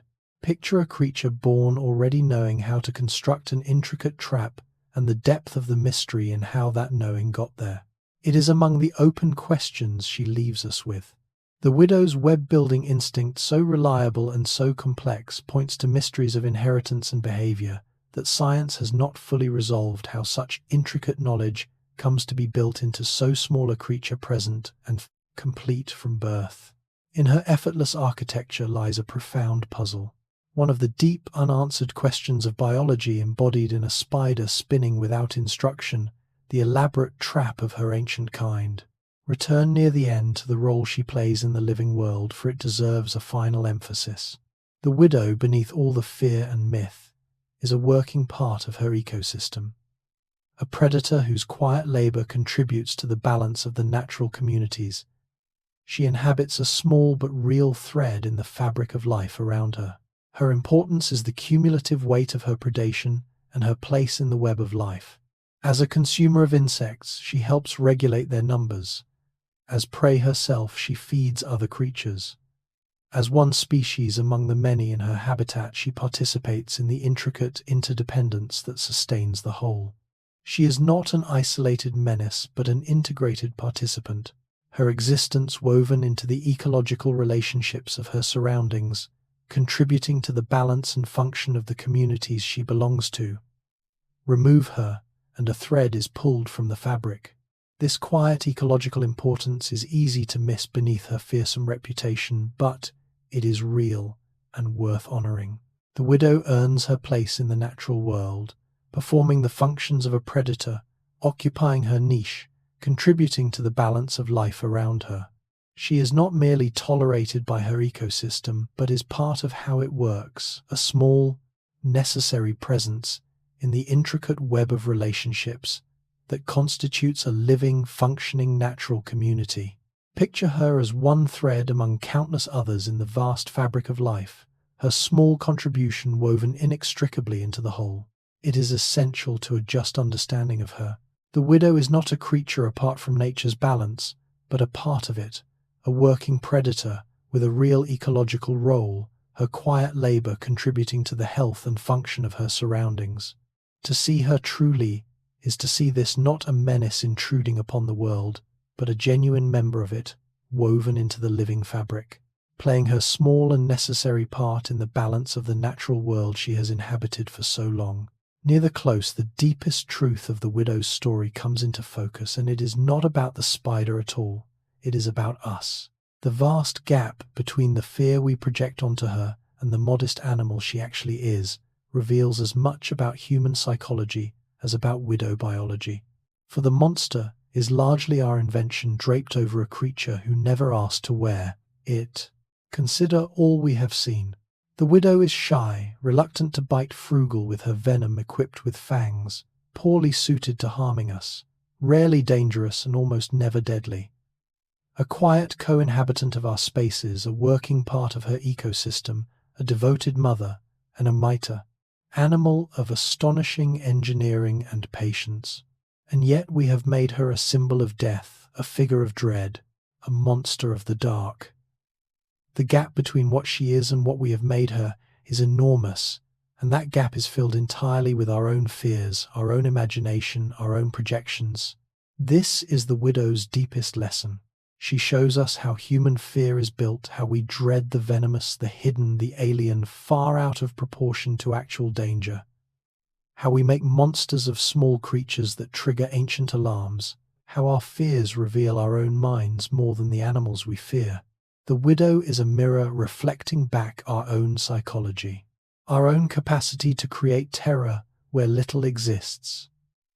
The monster is in us, not in her. Picture the fearsome widow of legend dissolving, and behind it, a small, shy, harmless to mostly animal, who never matched the myth at all. It is the weight at the heart of her story. To understand the widow truly is to understand ourselves, our fears, our projections, our endless impulse to make monsters of the dark. She has carried the weight of our dread for centuries, and that dread was always more about us than about her. The most feared spider on earth is in the end a small animal made monstrous by human imagination, and in seeing past the fear to the creature beneath, we glimpse the workings of our own fearful minds. It is worth pausing as the story nearly closes on the sheer strangeness of the widow's transformation in the human mind. How an animal so fragile, so shy, so modest in actual threat, became one of our most potent symbols of death and danger. The journey from small spider to icon of dread is a remarkable act of human myth-making, and it repays a final look. She had the raw materials for legend, a potent venom, a dark, glossy body, a vivid warning mark, and a dramatic, exaggerated behavior in the occasional eating of her mate. From these, human imagination built the rest, magnifying the danger, seizing on the cannibalism, draping the animal in associations of death and seduction and betrayal, until the modest spider had become a towering symbol. The transformation took a creature of real but limited danger and made her an emblem of mortality itself, an icon, recognized and feared across the world. That so fragile an animal could become so mighty a symbol speaks to the power of human myth-making, and to the particular triggers, venom, darkness, the alien form that fire our deepest fears. We took a small, shy, vulnerable creature and made her a monster, elevated her into a symbol of death, gave her a cultural weight vastly out of proportion to her physical one. The widow of the human imagination towers over the widow of biology, a fragile spider transformed by our minds into a giant of dread. Picture the immense symbolic weight a tiny, fragile animal has been made to bear, and the strangeness of how it came to be. It is the near final note in the reckoning with her meaning. The widow's transformation from fragile spider to symbol of death is one of the more striking instances of human myth-making applied to the natural world, a small animal elevated by our fears and fascinations into an icon of mortality. To see this transformation clearly is to marvel at our own myth-making power, and to see, beneath the towering symbol, the small and fragile creature who was its unlikely source. And so we arrive at the end, and the widow remains where she has always been, waiting in the dark in some quiet corner, hanging inverted at the center of her web, exactly as her kind has waited across the immense span of time that produced to her. She is there now in countless corners across the world, patient and still, asking nothing of us but to be left alone. Consider at the last all that she is. An inheritor of an ancient lineage carrying within her the refined heritage of hundreds of millions of years. A marvel of engineering silk, stronger than steel venom, of exquisite precision senses, tuned to a vibrational world we cannot feel. A patient hunter, a devoted mother, a working part of her ecosystem, a quiet neighbor, far more often than a threat. and a creature burdened with a vast weight of human myth, made a monster of the dark by fears that say more about us than about her. All of this hanging still in a corner you might pass without ever noticing. She is waiting there now as you read this. In a woodpile, a garage, a garden nook, a quiet, sheltered space, somewhere not far away, a widow hangs in her web, reading the trembling of her threads, frugal and patient and shy, living out her small life exactly as her ancient kind has done. She does not know our myths. She does not carry our fears. She simply waits as she always has. A small survivor of deep time, asking only for the dark and the quiet she has always preferred. And perhaps that is what she finally asks of us, not our fear, which was never warranted, nor our myths, which were never true, but something rarer, that we see her clearly, that we look past the legend to the animal, past the monster to the marvel, past the dread to the small, patient, ancient creature waiting in the dark. She has carried our fears for centuries. Perhaps in the end, the most fitting thing we can offer her is simply to understand what she truly is, and to let her wait there in her quiet corner as she has waited all along.